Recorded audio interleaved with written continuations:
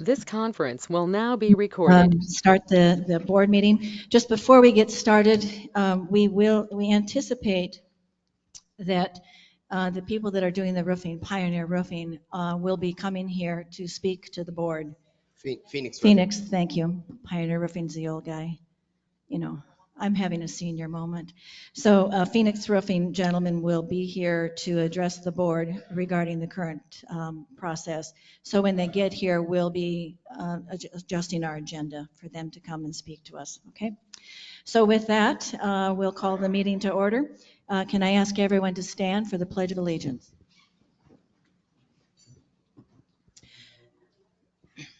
I pledge allegiance to the flag of the United States of America.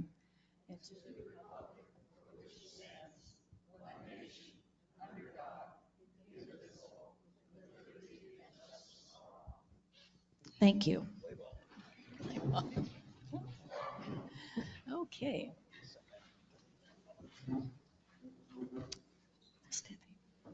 So Stephanie, our receptionist, is going to do the roll call, establish the quorum, and do the homeowner statement. Roberta Ernest, Here. Marie Beschen, Here. Becca Paulson, Here. Steve Deal, Here. Cindy Evans, Here. Marilyn Sorensen, Here. Barbara Fugelberg. Present. All right. The quorum has been established. In person, speaker may speak for no more than 2 minutes. If attending virtually, please mute your audio. Please use the chat option for your questions. Comments should be addressed to concerns of the motion before the board takes formal action on an item under formal discussion on the table. Negative comments directed at residents, employees of the association, or board of directors will not be allowed. Thank you, Stephanie. So the first thing on the agenda is the approval of the meeting minutes from the January 11th, 2024 Board of Directors meeting. Can I get a motion to approve? I so move. Second. Are there any questions, comments from any member of the board regarding the minutes that are in our packet? Any corrections? Seeing none. Anything from the residents? Seeing none, all in favor of approving the minutes from the January 11th, 2024 Board of Directors, say aye. Aye. Any opposed? Motion passes. Thank you. Next thing on the agenda is the financial report. Dawn Oberg from our accountant, would you provide us a financial update, please? Yes. As of December 31st, the cash balance in the operating account was $856,656. In the reserve, $3,938,982. Activities, $262,324. The food, $8,827. Clubs, $142,830.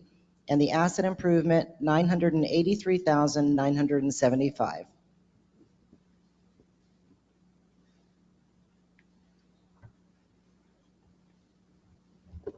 Thank you. Any questions for any board member regarding the financials? I see a question on yours. Okay. Okay. Anything from any of the residents regarding the financial report? Okay. We don't need a motion on hers. Okay. Thank you, Dawn. So next thing is to approve the December 2023 financial report. Can I get a motion? So moved. Okay. A second? Second. Great, got motion second. So Ms. Becca, is there anything that you wanted to say about the financial report from December? Yes. First of all, I just went through all the interest earnings that we've had, and as of the end of December, we have earned over $100,000 this year in interest. In addition, we looked again. We have some money coming due the 1st of February, and we've looked at some other funds to possibly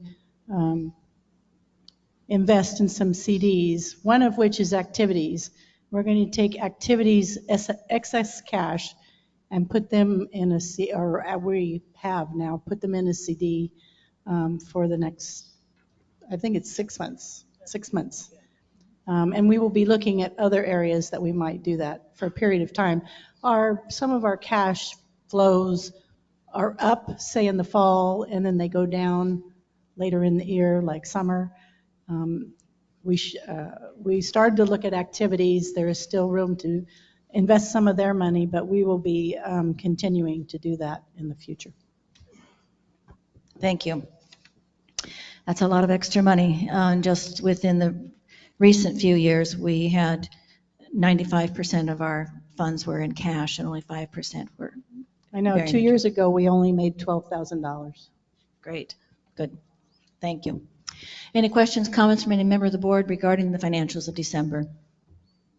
Seeing none, anything from the residents? Seeing none, all in favor of approving the December 2023 financial report, say aye. Aye. Any opposed? Motion passes. And I apologize, Mike, I'm not checking the chat. Would you monitor that thing? Next thing on the agenda is committee reports. I see that there are none pending. There's no old business, and got a little bit of new business here. The approval of the fiscal year 24-25 operating budget. Can I get a motion, please? So move. Second. So the motion is to approve the 2024-2025 operating budget and assessment increase as presented by the Budget Committee. I'll read that for the residents. The motion, the Budget Committee moves that the Happy Trails Board approve the operating budget as presented with the following dues to be assessed for 2024-25 fiscal year. The total would be $216.29 for those that do not live in the villas. For those that live in the villas, it's $245.29. The budget comments are that the proposed budget is balanced. The revenue equals the expenses forecasted. The reserve fund contribution is 25% of the total operating budget. There's been a significant increase in insurance and expense, as we indicated at our last board meeting, that went up 100%. There's anticipated increase in utilities that are included. The chuck wagon income is forecast at the guaranteed minimum rate of chuck wagon sales. The pass-through dollars remained unchanged, and the owner assessments of the operating budget plus the reserve contribution is a 6% increase from the previous year, and the villa landscaping increase is 5%. So with that, are there any questions from any member of the board regarding this proposed increase? And if not, I would ask Bill Powell, who's chairperson of the Budget Committee. Can you come up to the microphone? Bill, can you, a lot of times the residents kind of suck air a little bit, if you will, whenever there's an increase in the rates that they'll have to pay. Can you give us a quick overview of the factors that went into it, where we've had significant increases, and the savings also that the organization has been able to provide? Yeah, on the budget comments covers a lot of that thing, questions. The budget we received from management actually was only a 1.2% increase. Excluding the insurance, excluding the 4 items that make utilities. We consider trash a utility. It just happens the way it fits in there. So excluding those 5 items, it was under a 2% increase. The other item, those items, the insurance was 125% increase. The board has only signed I believe, a 3-month agreement on that. Well, we had to sign the full year, but we can renegotiate in 3 months. All right, so that was minimal. As far as the other utilities, you're going to hear in a moment about solar. Now we can't budget anything that might occur. We can only things that we plan on occurring. But for future, we're looking at all the utilities. We're looking at a solar, which will be a significant cut into it. We have already begun in looking into the gas. Our gas bill has gone up almost $40,000 in 2 years. We're looking at significant reductions in the gas bill. You're aware of the fact we've got a proposal or things being studied on trash And Mike is actively working on what we can do. Now that we have all the trash in one location, there are things that can be done. For instance, last month, we traditionally had a 3 time a week pickup on our trash. Mike has gone to it twice for that. That's about a $5,500 savings. So there's some there. We've looked at the number of containers we have. We've actually adjusted the size of some of the containers, again, to reduce the cost there. So the work is being done on the trash. So anyways, those are what, as far as we do a line by line as budget. We look at every single line item that we get from management. Some we increase a little bit, some we cut a little bit. We tinker with it as necessary. Most of those are, essentially fixed costs. We don't have a lot of thing to do it. So. Thank you, Bill. A lot of work went into that with your committee and our accountant and Becca, our treasurer. So we appreciate that. So any questions, comments from any member of the board regarding the proposed increase? Seeing none. Residents, thoughts, concerns, questions? Wow, guys are easy. Oh, I see somebody.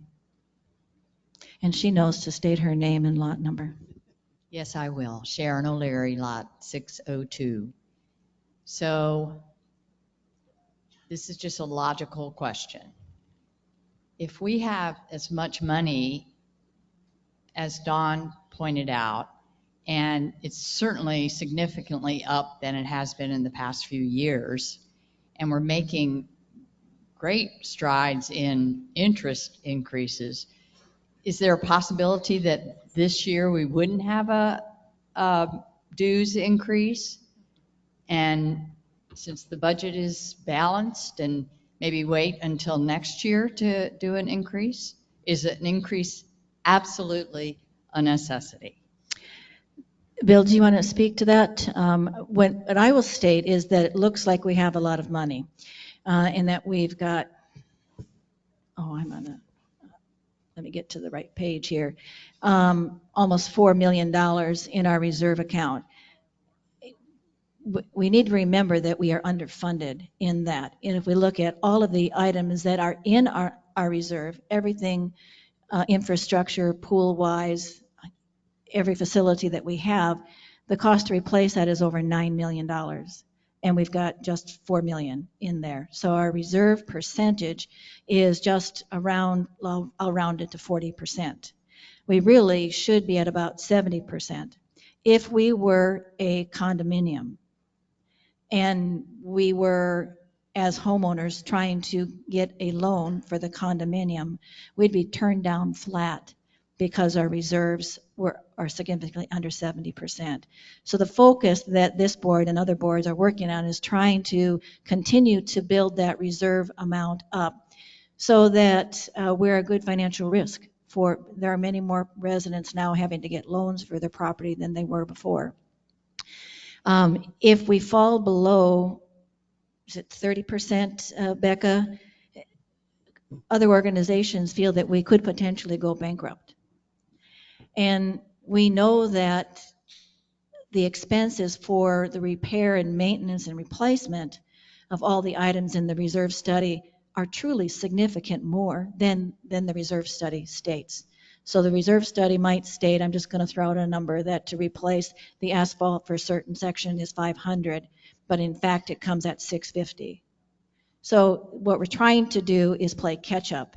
That for those of us that have owned property here for a long time, I certainly did not complain when my rates didn't go up for a number of years.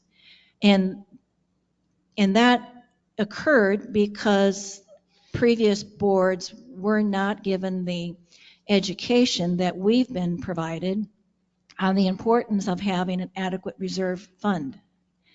And they felt they couldn't raise the rates.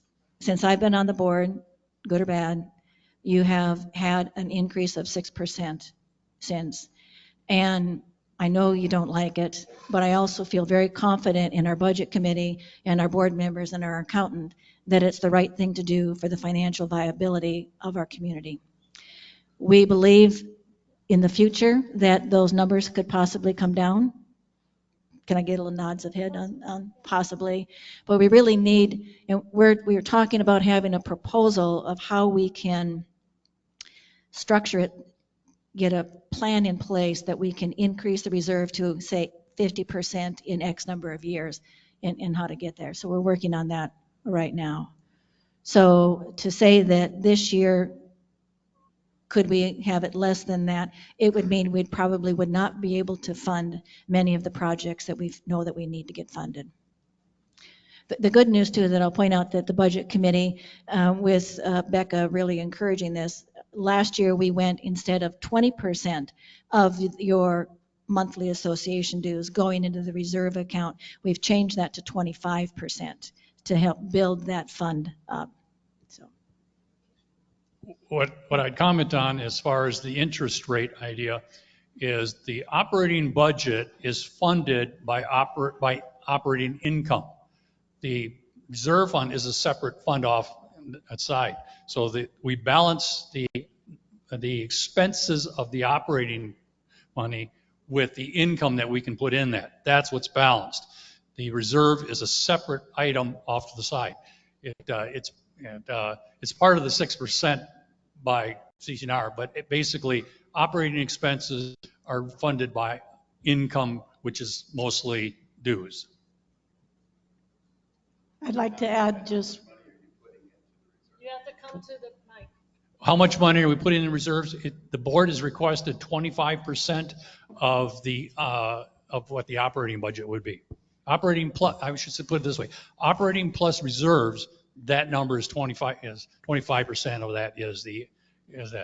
Ends It up has being been 20%. It's been increased because we need to build back because of roads and roads. We've got about an 8 to 10-year window to get it back to the 50, 60, 70% range. It's hard to say exactly because it depends on future expenses, but we're looking at a window of about 8 to 9 years to get our money back. Becca, you wanted to say something? Okay. Go ahead, Jeannie. Jeannie Abbott, 624. For all you financial geniuses, this might sound a little silly, but I would like to know why the cents. Why can't we have an even dollar amount? I thought she said sex. I'm sorry, I don't know what that is anymore. Thank you. I've got to jump on that one real quick. Excuse me. Now I will is that a line confess, item? I have a confession to make that we made the bill assessment even numbers. It actually was $24.98, and I made it 25. So I did round that one up 2 cents.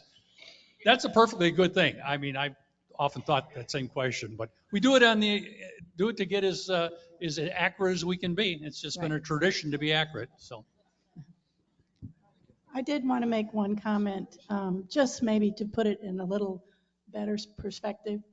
We've talked about insurance. We've talked about utilities going up a tremendous amount this next year. It's about $100,000, I think, on the insurance, about $40,000 in in the utilities, total about $70,000 more. We have increased the dues approximately $12 per unit. That's only like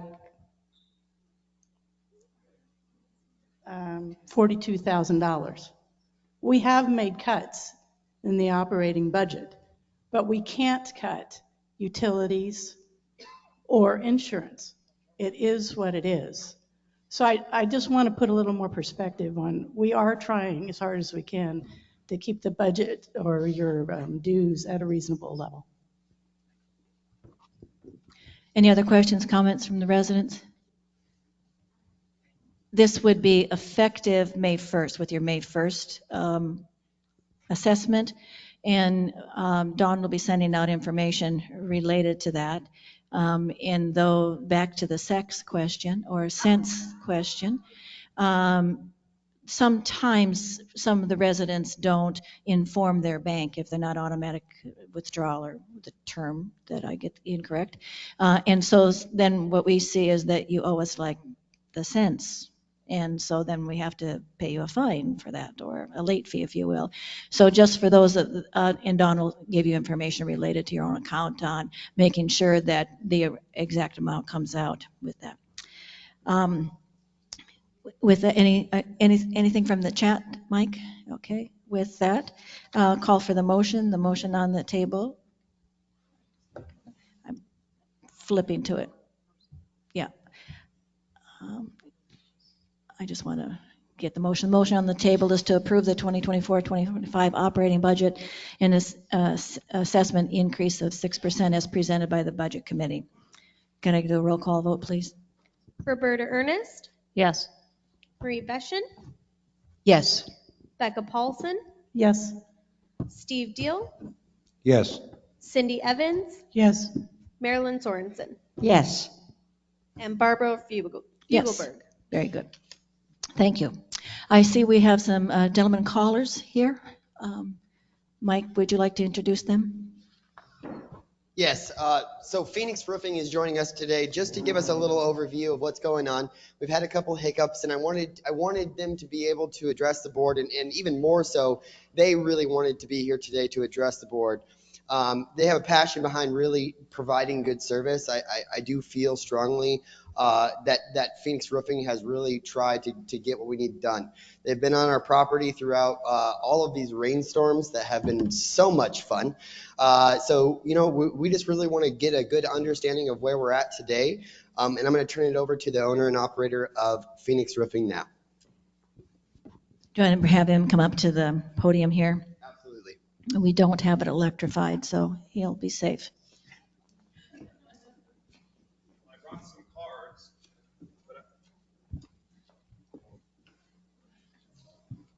Hello, I'm Jeff Guthrie. I'm the hold at the top, just like this. All right. Right up at your lips. Right up here. There you go. All right. My name is Jeff Guthrie. I'm the owner of Phoenix Roofing and Repair. I brought some. I was saying as I walked up before I got to the microphone that I brought some cards. However, I've never, not enough, obviously. I've never spoken to a board this large before. It makes sense because it's quite a large community. I'm just going to start, and then if there's any questions from the board, we can address them one at a time. I'm just going to jump out there. My wife says I have a tendency to get a little bit long-winded, so by all means, if I start getting astray, just pull me back, but I'll try to keep it short and to the point. We could have done this job in-house and been done already. I made a mistake as the owner of the company, and even though my project manager, Boke, has been quarterbacking most of this directly with Mike, I jumped in because it's a large project. Speak of the devil and he shall appear. This is our project manager, Boke Lundgren. He's the one who's been quarterbacking this job. Him and Mike have been in communication more than Mike and I have. I've jumped in on this job because it's a large job. I understand it's a big community. There's a lot of eyes around, a lot of people walking around, and we wanted to put our best foots forward, and so I'm involved to that degree. I made a decision, Boke and I made a decision to bring somebody that wasn't in-house to do the roof work here at Happy Trails. I'll explain why we did that. We could have done it in-house and dealt directly with our own foreman, dealt directly with the metal manufacturer, the suppliers, and et cetera, just like we do everything else, tiles, foam, shingles, and we do it in our sleep, and it's not a big deal. We decided against doing that, however, because of the scope of this job, specifically in the standing seam metal, because we felt like we might have a bit more confidence in a subcontractor's ability to execute this job in a timely manner. We knew that we were going to take a haircut slightly. We weren't going to take a loss, but we were going to take it would diminish our profit, to a fair degree. But we were okay with that because, again, we wanted to put our best foot forward here. We took this guy on because we believed that he could do a turnkey application on this. We would just be able to sort of, stand in the background, and he was going to execute. He was going to point and shoot and just nail it. Just everything, everybody was going to be happy, and we were okay with that. and it hasn't turned out to be the case. So what happened initially was that we were told that we were going to start on December the 1st, and we would be done on bulk. I might have these timelines messed up. We were going to be done on January 1st. The one thing I know, regardless of start time, is that we were going to be done on January 1st. As we know right now, into February, we are not. Because we put too much eggs in the basket of this one guy with the hopes that he was going to be able to turnkey and execute in a timely and effective manner, what's turned out to happen is that he has not done so, and we have been quite unhappy with his responsiveness and his communication back to us. There was a 30-day period where we didn't hear anything from him until my lawyer emailed him, and I'll just be quite honest with you about that. That money is gone. He did the tear off and the dry in of these structures, and that's fine. You know, we live to fight another day. We're not worried about that. We're not coming back to you guys asking you for more money. What we are going to do though is we had too many eggs in that basket. We brought it back home in-house. Now we're contending with the lead time for the standing seam metal. Okay, so we're back to sort of square one-ish in that regard. Okay, had we not done this, these roofs would have been done already. Regardless of him, us, whatever, it would have been done. But we put the eggs in that basket, and as such, we were sort of in a holding pattern, thinking that he was going to execute, and have this thing done. Didn't happen, and now we're back to waiting on the metal supplier. We have a metal supplier that's telling us, depending upon the color of the metal and the gauge of the metal, they can have it here between 2 and 6 weeks. Once we start, I just want to offer hard times because I understand that Mike impressed upon us that this is a relevant question and something that you guys are going to want to know and be concerned about.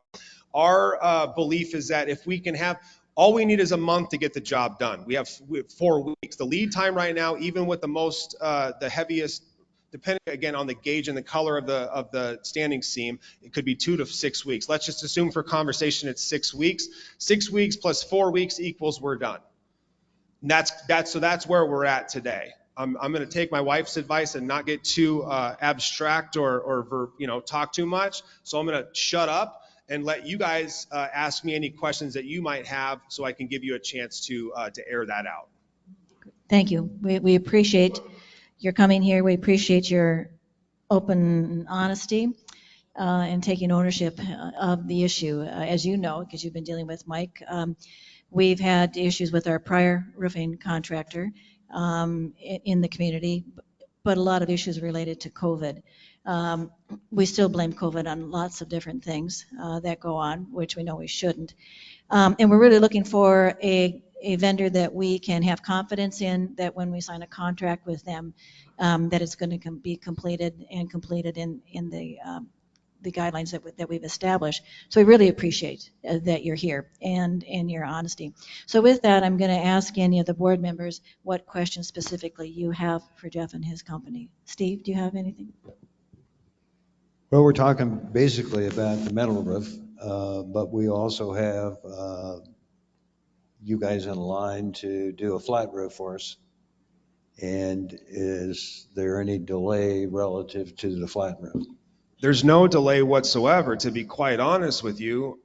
Just 100% transparency. We didn't want to take on we kind of wanted to wait. We're happy to get it done. I can have my guys out here in the next 2 weeks getting it done.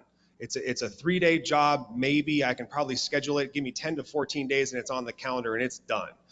I did feel some kind of way though, as a business owner and a homeowner first, because at the end of the day, before I'm a business owner, I'm a father and a husband and a homeowner. With asking you guys to spend more money with us and to execute an agreement with us, which is more capital expenditures for the board, when the elephant in the room is that the one that's been in the pipeline now for the last few months hasn't been executed. So we're happy to do that, but I did want you to know that my only apprehension is, first off, I wanted to get in front of you guys. I asked Mike specifically when Boke and I met him last week, can I talk to the board myself and fall on the sword and just explain what's going on, so that I don't want this to be a Starkweather, whatever the situation was, not to mention names, but I don't want this, and it's not going to turn into that, but I want you guys to see me face to face and know who I am so that I can articulate this to you guys directly. That's the reason for the flat roof delay, as it were. So I just want to clarify. We are looking at the old roof situation. It will take 6 weeks, approximately. The current roof. I'm going flat roof compared to this. The metal roofs? Yes. The metal roof, we are in a 6-week lead time with the metal, depending upon the kind of metal specifically. Okay, so we're looking at 6 weeks for that, but if we go forward with the flat roof, then that you're looking at maybe 2 to 3 weeks on that, once we get it, approximate. I mean, I could snap my fingers. I guess I'll just say by 6 weeks, we're hoping that they're all done. It's all done, right? Well, 6 weeks is the lead time for the metal, and then we have to install the metal. And if that's another 4 weeks, I mean, I could snap my fingers and have 10 roofers out here next week to do the flat roof. We don't have a lead time Thank in you. that regard. Yes, ma'am. Anything else? Becca?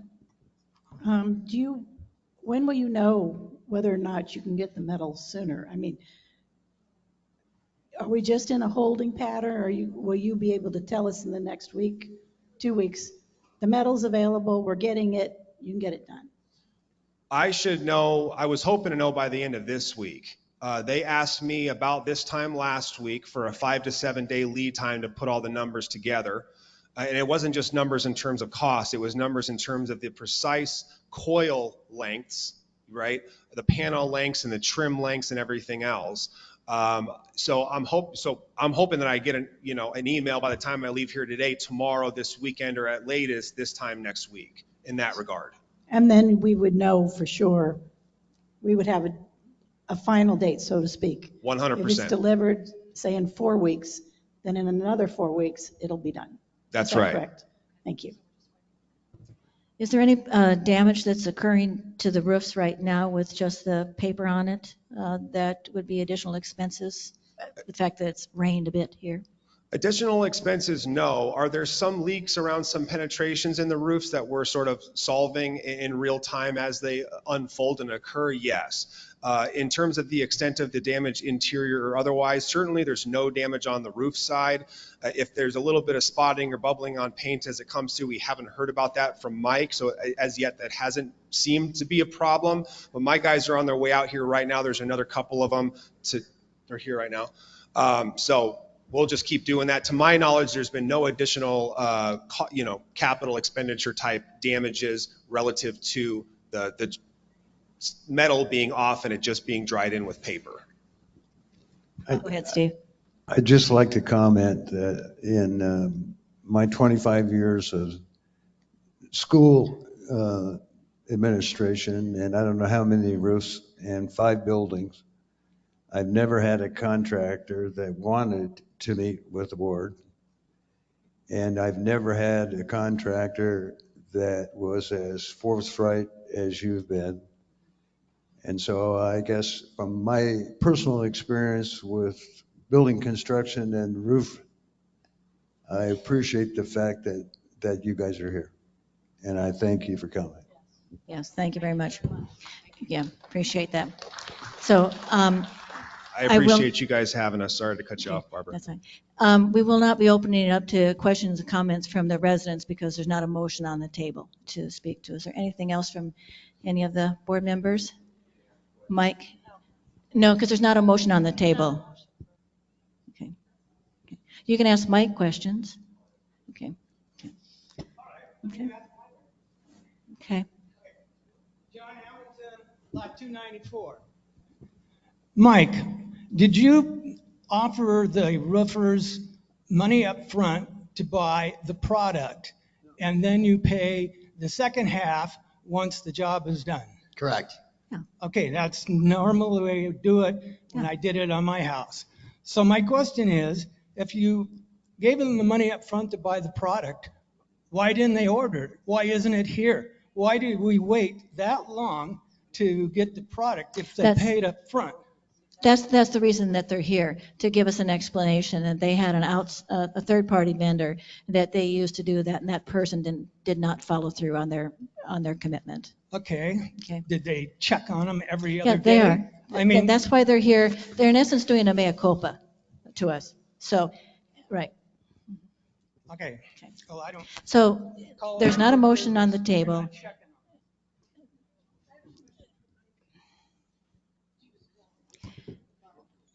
There's not a,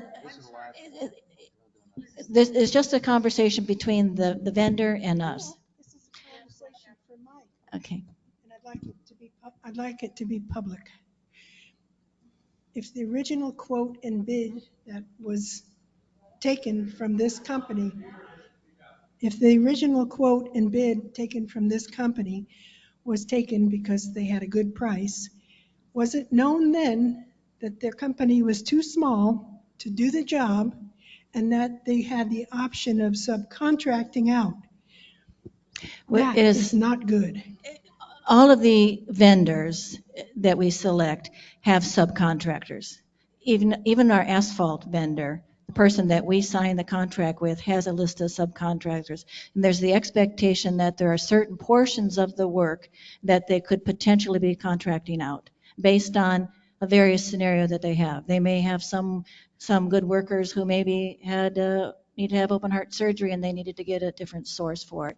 So this is not unusual. What is unusual is having a company like this who in essence is, I'll use the term, doing a mea culpa with us, but wanting to make sure that they're telling us that they have every confidence that they can make it right and wanting to have our confidence in them. Am I correct in that? So, yeah, that part is admirable, but I'd like to have it in the future when we have a contract with some kind of work that there is a completion date included right, in the contract. we've got that. There was. We have that. And we're past that? Yes, we are. So what good is that in the contract? There's not an incentive in there, but there are certain unforeseen factors, and that's what they're trying to tell us here. So with that, I appreciate you coming here. Thank you very much. And then we'll move on to our agenda. Okay. We're moving on to our agenda. We can ask, the residents have a right to speak to motions that are on the table. There's not a motion on the table, Terry. We can talk about that after we get through our agenda, okay?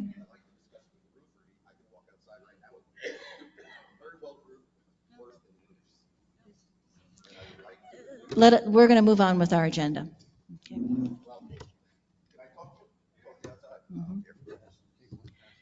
Okay. The next thing on the agenda is moving forward with the solar project. Can I get a motion? So moved.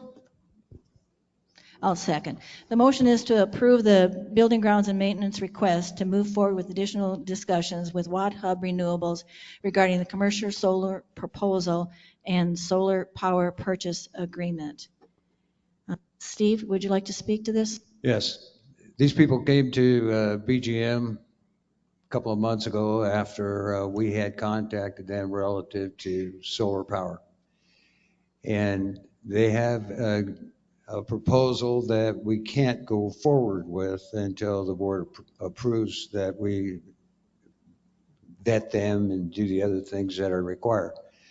Essentially, what it says is that if we can put solar over NC1, NC2, Sawmill, and here, we will eliminate 90% of the bill to APS. That's the simple terms of that. That's assuming APS stayed the same for the next 20 years. And we all know that's not going to happen. So we need to pursue this in dollars, and I'll let Bill Powell talk to you because we worked with the budget committee as well. In real dollars, it could amount to somewhere around 100K on a pretty regular basis after we get done with that. And it will provide enough power to run those facilities. Over 90% of the power, the kilowatt hours, would be taken care of by solar, so we'd only be buying 10%. But specific dollar amounts, Bill has a better handle on. And it's a little different than you folks and myself who have residential. Those of you who have residential solar get to build credits up. So when the sun doesn't shine, you still have credit from APS. Commercial contracts like this, and it's a lease, they make their money on the front with grants and other kinds of things that are available to them as providers. But the one thing we're not able to do is to sell the power that we generate back to ourselves.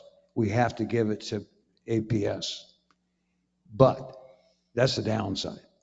The upside is that our bill from APS will be about 10% of what it currently is. And the lease is less than our average payment for the past years. So I'll just let Bill talk about specific numbers, but it looks to me like it makes a whole lot of sense, and we're not going to be at the call of APS relative to that utility. We'll have some control over that and a great deal of control over the cost that APS is able to bill us. And those 4 locations represent over 90% of our kilowatt. They represent 96% of the kilowatts we generate. So it's almost everything we do. And it amounts to about 93.5% of the financial. The street lighting is expensive kilowatts because there's a lot of meters. There's 46 active meters in Happy Trails, of only which 4 of them we can access for solar. So anyway, so you get a fixed cost for every meter every month and things like that. So such. The number of the projected savings. Now we're in the very early stages. This motion is to allow people to get better numbers. We're working on their proposal numbers now, and they do change. The savings was 126,000 if we used last year's kilowatt generated. So basically, it's in that range. The nice thing about it, there's no upfront money to us, 0. Now, when we put a canopy of all the way down town center, and about 80% of town center parking will be under canopy now. The front row, right in the front of golf carts, will not have it, and the very back row where the staff parks will not have it, but it'll be from the street all the way down to the dog park. Will all be under canopy at 0 cost to us. So we not only get the shade for a lot of use, but we also have no upfront money on that. So we will probably have a small expenditure, and I'm just going to throw a $10,000 number out. I don't have a good feel, because we're going to have some trees to take down because they'll be under canopy and they're not going to live. We probably are going to put some barriers around some posts. So there will be some things there. There might be another island or landscaping. So there's going to be a little concrete board. But so our upfront could be $10,000 or $15,000 for all of this. It can be accomplished in this coming fiscal year.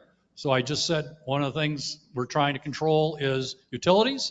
When you can take 90% out, that's a pretty good control of utilities. So it could be in place for next year if we move on this. So the proposal, the tentative proposal in front of us, it just talks about the structures.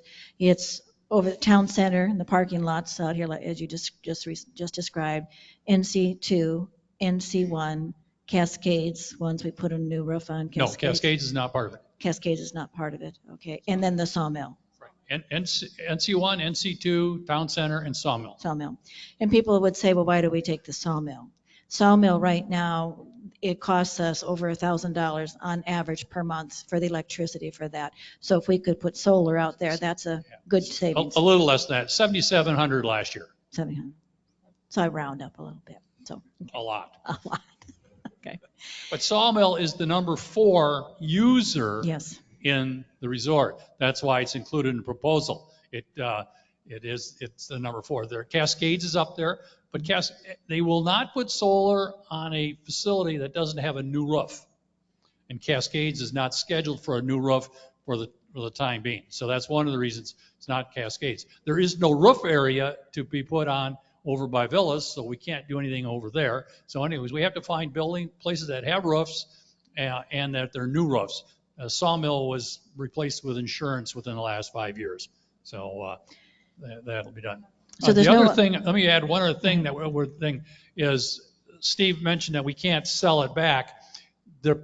They do allow rolling it over though, so you can do averaging. So a month that we generated excess will roll into the next month or two that doesn't generate excess. So APS limits the size that we can put in. Otherwise, the reason would be is as a corporation, let's call ourselves a large entity, we could put all kinds of solar field out there and sell all this money back because we would have the resources to do it. A resident can't, is that limited. So they basically put the shoes back on, the brakes on, so a corporation can't just overflood the system with getting money back. So they do it. APS will have the last say on how many kilowatts. One of the things APS does not allow is putting solar panels on for anticipated load someday in the future. We're looking at possibly using solar electric to heat spas and swimming pools. But we don't have anything like that yet. But as long as it is a short-term increase, that is within a year or two of the completion of the project, APS often goes along with it. Often, not guaranteed, often. So we're hoping that we can have some ideas on electric heaters to replace the gas heaters, because I said earlier gas has been going up on us, that we can put some electric heaters in our smaller ones. Town center we can't because we just put a ton of money into a huge electric gas heater, so that one hopefully will run 15 years so we don't have to deal with that for a while. But the smaller ones will go electric if they'll allow us to do it so we can reduce some gas usage also. It's got a huge win-win to everything. So the bottom line is that there's no upfront cost to us. Zero. And this is that they have a grant to provide this for the fact that we're nonprofit. Yeah, they go out and look for federal grants, state grants, APS grants, all kinds of grants. They make their money on doing all the paperwork and all. Yes, could we do it? Yes. Is it extremely involved? Yes. So they've got the expertise and the lawyers to do all of it. And they anticipate that we'll save about $126,000 a year. Using last year's bills, that's what because we asked them to go back. We said, here's a real world last year. You can look at every single bill and every single facility, and they did all their math, and that's what they came back with. Okay. Any questions from any board members? Residents, what questions do you have? Come to the microphone, please.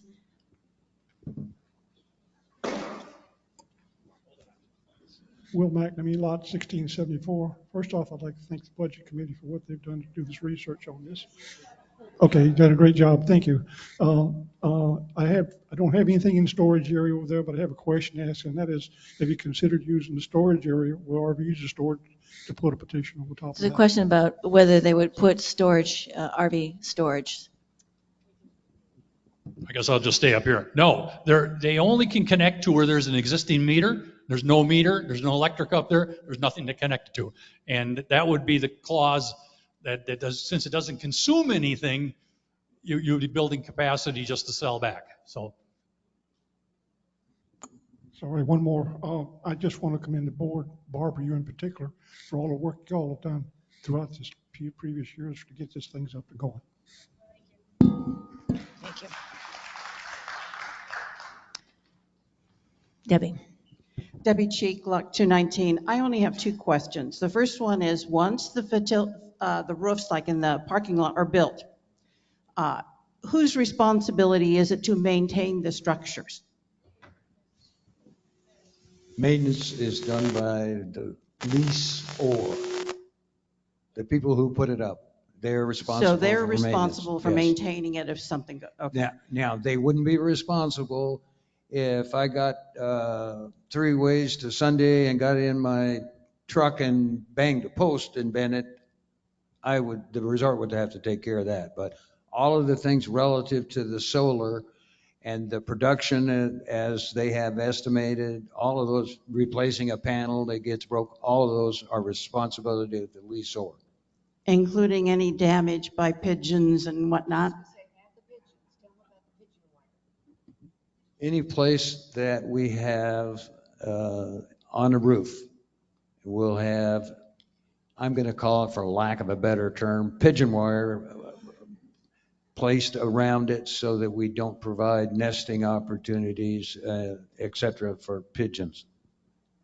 My second question has to do with, since the power is being generated on the roof of a building to offset the cost of the power in that building, does APS have any control over our thermostats? Will they put those automated thermostats in? Because I know in homes, when you put them in, they can, without your even knowledge, lower the thermostat. I can't answer your question honestly and specifically, but we would find that out in the process of the vetting and the other things we have to find out before we could let a contract. Okay, thank you. We could set it up, Debbie, that just if you enter the room. Yeah. Debbie. Donna Wisdom, 379. Real quick question. You said they couldn't put them at the villas. They said that you can't put them at the villas. Well, why not on the parking areas? Well, there is a villa meter, but it doesn't generate a lot of cost. But secondly, the structures they have are too old. That we actually walked it with their engineers. They're too old. The footings are not deep enough. They would have to tear down some of those structures to put them up. Now, could they tear some down and put up on? They also have to be constructed near the meters because wire runs and such are a problem too. So it wasn't considered for that. It certainly, as we go on, we could take a look at it, but the consumption of the villas is not all that high when you get, because they don't have a real building they're dealing with like we are here. Mike, correct me if I'm wrong, to answer Debbie's question, our thermostats are analog. They're not the Wi-Fi digital ones, are they? That's correct, but I think she's referring to if that came forth someday, could that be a possibility? Absolutely, anything like that could happen if we moved forward with a Wi-Fi type thermostat. You're correct. Mike, anything on the chat? So we see here that could the RV storage benefit from the sawmill solar? RVs would love to have electric, so there could be additional income to sites. I think that kind of plays in the same way, extension of that solar. Right, they only allow us generating as much as we're using.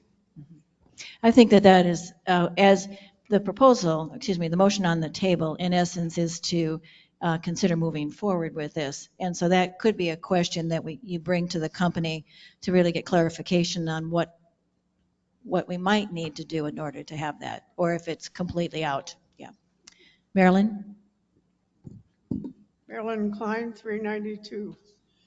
I, on my residential, pay about $13 according to I haven't got enough panels to reduce that, but when the sun doesn't shine, like we've all this rain, it doubled this winter. But they're always wanting me to have a battery backup in case power goes out. Is that an option here?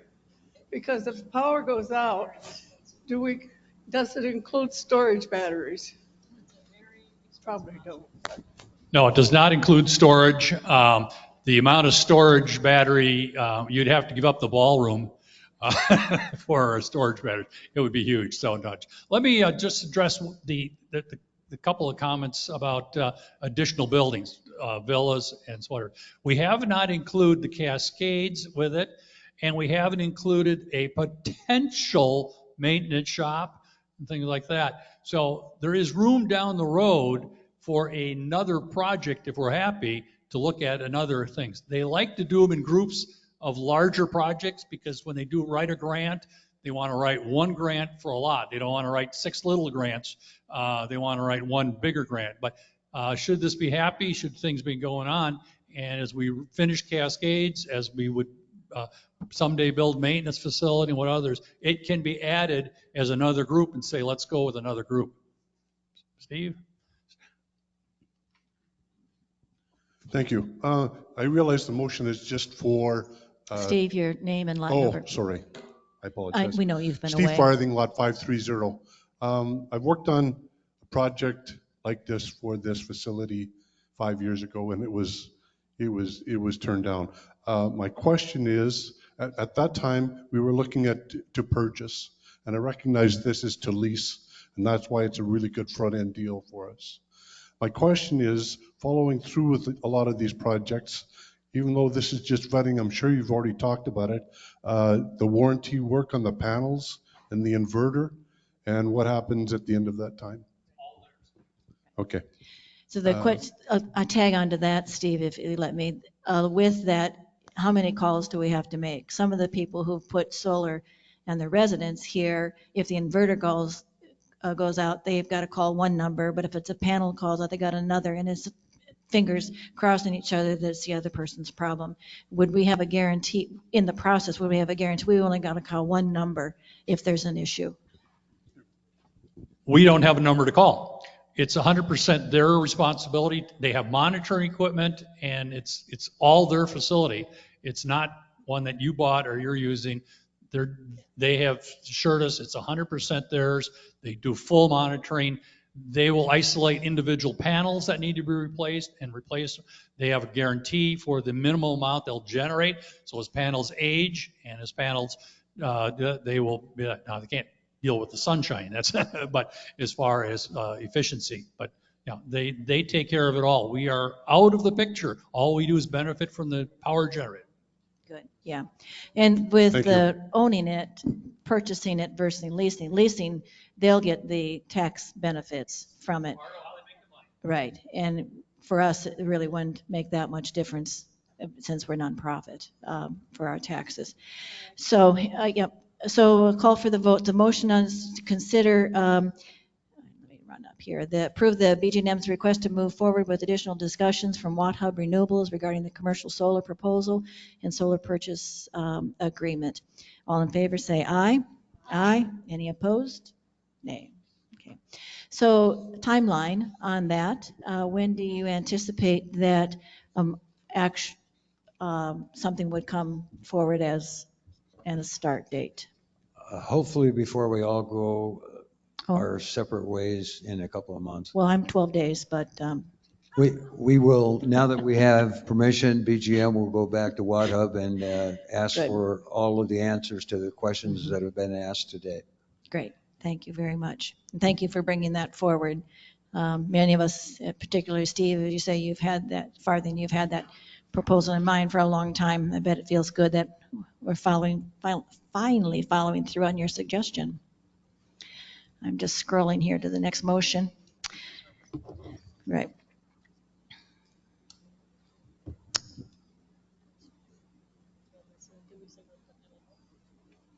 Second. Storage space. The next motion on the table is storage space for the rear stage of the PAC. So can I get a motion for that? I move to approve the proposal from Modern General Contracting in amount not to exceed $29,557.80 to construct solid frame wall to enclose the bay area located in the rear of this building. A second. Okay. So Steve, why don't you tell us about that proposal? A couple of years ago, a resident and former member of the committee came to BGM and said, you know, we just spent X thousand dollars for new risers for the fellowship. We have the old risers that the resort already owns. We have chairs and tables that can hardly fit in the room that we have that's located under that screen over there. And we need to close this building off and provide that storage. This is like 50 cents a foot or less. Pretty good deal for construction, and it will be basically storage area for the resort of all of the stuff that we own and are currently stored outside. All of those risers for both the fellowship and those that the resort own are stored outside behind this building. Sort of out of the rain, but not guaranteed. This would close that area off on the other side of that wall back there and provide about 5,000 square feet of storage space.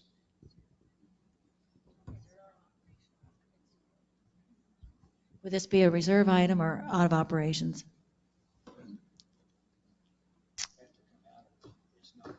It is not a reserve item because it would be new construction Right. on an existing building. Right. Yep. Okay. Yep. Anything else? Bill's going to correct me. Bill's going to correct him, yeah. Thank God. Thank God you're here, Bill. I was at the BGM committee when the proposal was driven, and we decided it would come out of reserve. To be a reserve item, it does not have to be listed on the reserve. It has to be qualified to be a reserve item, and it has to be on reserve in the future. So this is a facility wall, doors, et cetera, so it could be pulled out of there and such. But the motion was talked about in that and agreed to be, it would be out of reserve. Okay. So to come out of reserves, would it come out of, and I see that there's a 16-week timeline for the construction. Do you anticipate that it would be coming out of the current year, fiscal year, or next? Given that we've already spent all of our money from the current year, it probably should come out of your planning for next fiscal year's reserve spending. I would agree, but I'm going Money's to money. disagree. Yes. I would agree that, yes, it should be a reserve item. However, we just held our first focus group today. We have 2 more coming to look at some areas on our campus here, the town center area, the chuck wagon, and the landscaping. I personally believe, until we're through that process, this should be tabled. I agree. I think we had talked about we needed to set up some priorities.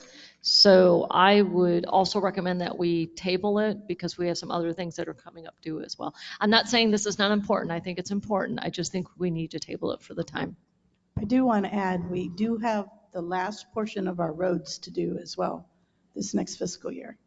And it's not an insignificant amount of money. We don't have a bid yet, but I know the last one, everything we did was about $1 million. So it's not insignificant. I agree with you. I think that this is a great proposal and something that needs to be done, but as we prioritize all the dollars that we know and anticipate we have to spend, given we've got just a little over $1 million coming in for the reserves, is this as high a priority, or can we figure out an additional way of doing it? Maybe, but for now, I would say table it. Thoughts? Marilyn? I'm conflicted. I hate to think of all this stuff that's just been sitting out there month after month, not being in a really proper storage area, but I'm not sure about the priority. It's conflicting. Yeah. It's something that would be approved as you all get more information of other things that are coming up in this next month. Things I believe are going to be coming up in this next month, as we've talked about some of the potential club spending that we might have to have, that we'll have a better idea at the next board meeting whether to proceed. How is it covered now? Is it covered with a tarp? Is it covered at all? Is it sitting out in the rain as we speak? The roof is over that area, and it is simply stored between 2 walls that exist and the roof that currently exists. This back wall the back wall of this building is there. There are 2 stub walls that come out. What they would do is, and it has a roof over it. That's how it's stored now. Okay. There's no additional coverage, tarps or any of that kind of stuff. Hasn't been anyway. Okay. Any questions from the residents? Comments?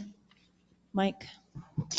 So there is a question here, one of them not so relevant. Has there ever been a study on all available storage areas? Are they being used efficiently? And I think there's some store stuff is that needed now.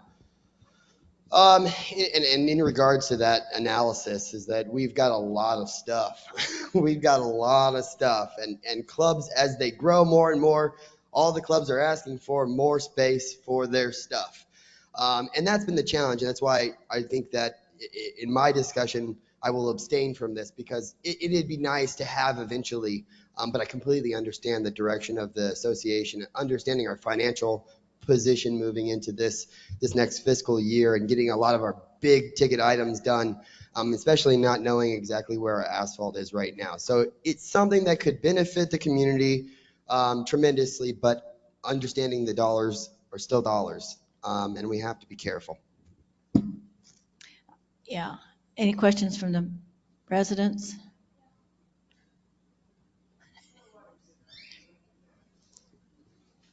You know, Donna, we're going to have to cut you off after a while.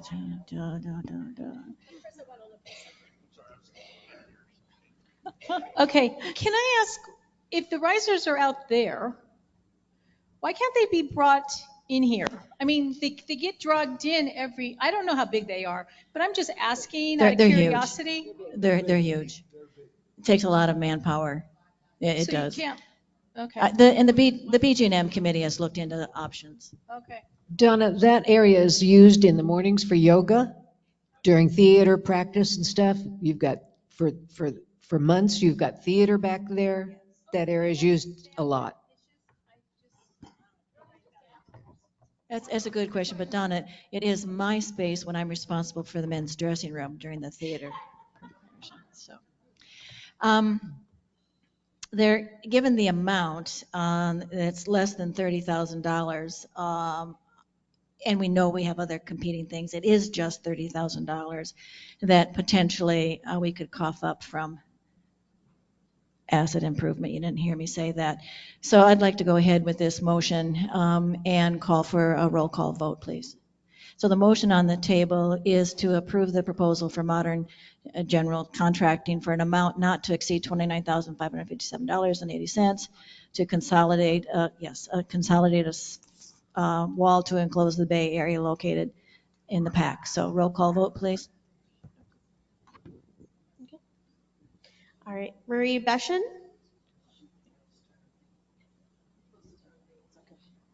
Oh, do you want me to start with her? Okay, Roberta Ernest. Okay, there we go. I'm going to say no, table it. Marie Beschen.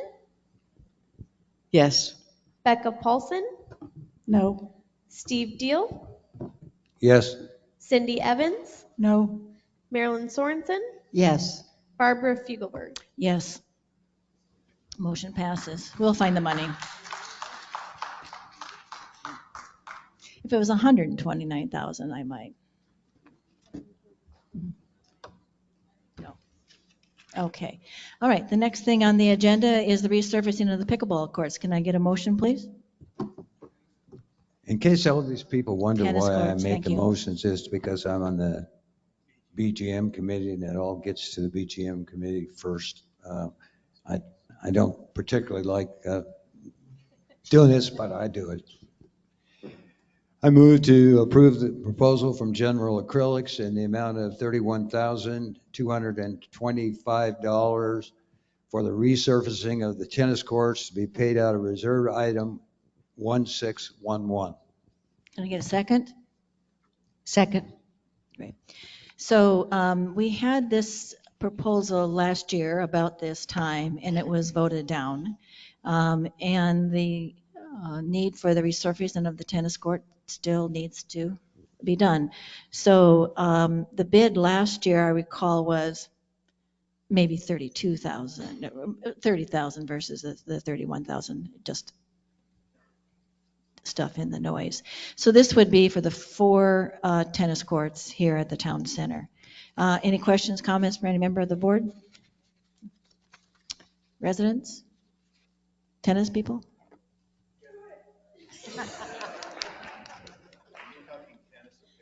Tennis. Tennis. Pickleball will be next.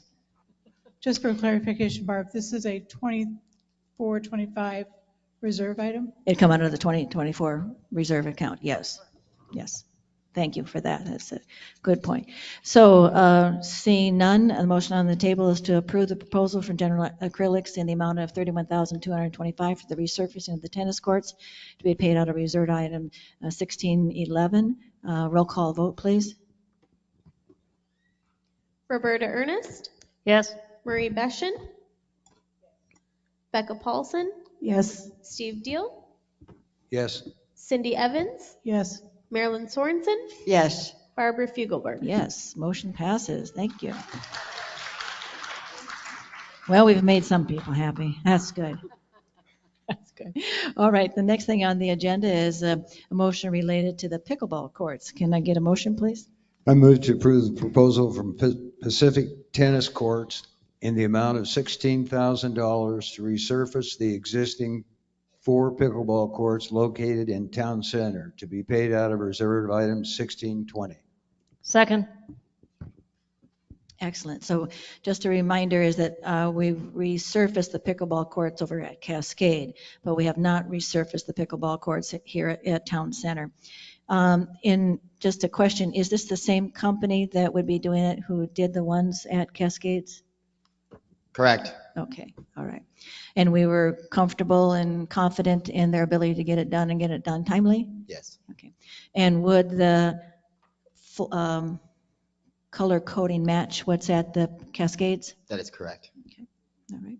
Any questions from any other member of the board? Easy peasy, because you know we got some hard ones to come. Anything from the residents here? Okay. And the useful life that we've got is 0, right? On the courts, okay. Roberta? Okay, all right. And again, this would be in the 24-25 capital budget. Okay, so again, we'll call for the motion. The motion on the table is to move, resurfacing the existing pickleball courts of an amount of 16,000 from reserve item 1620. Again, roll call vote, please. Roberta Ernest, Yes. Marie Beschen, What? No one's going to stand up and say pay it? Oh, okay. Yes.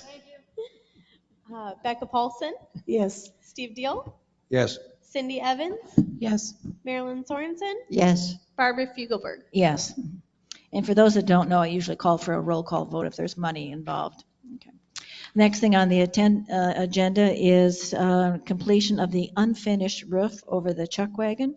Steve, can you make the motion? Yes, I will.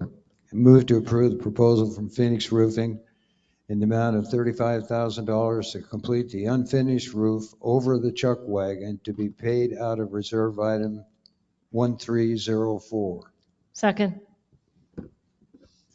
So this section over the chuck wagon is the area that we had previously contracted with Pioneer. Correct. Okay. And Pioneer was the prior vendor, them and Starkweather, that we'd had an awful lot of trouble with. So Phoenix Roofing, the group that was just here, is offering to complete that work for us. So Mike, can you speak to the difficulty of one vendor taking over another vendor and the liability and stuff? If I must. So we had a little bit of an issue with the existing vendor that was doing the flat portions of the roof over the chuck wagon, which is referred to section Q.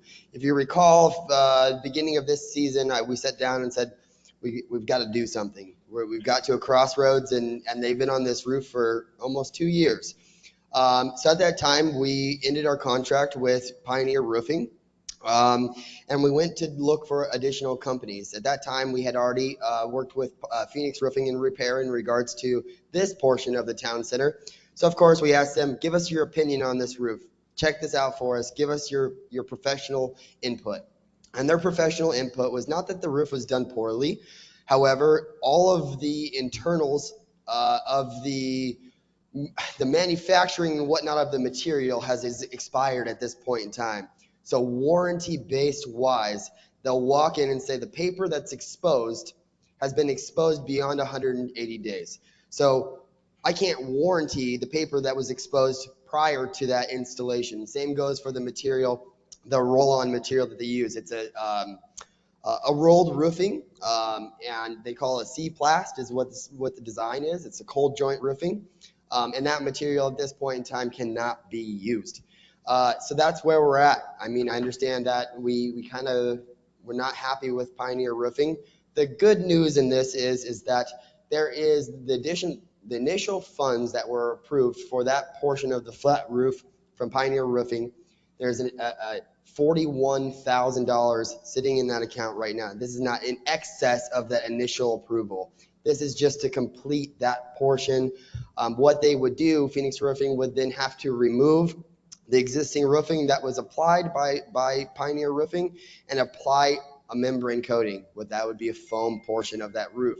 We remove foam from that roof and applied a cold joint rolled roofing on that roof instead of applying a foam to the roof that we've done in all our other roofs. So that's kind of where we're at today.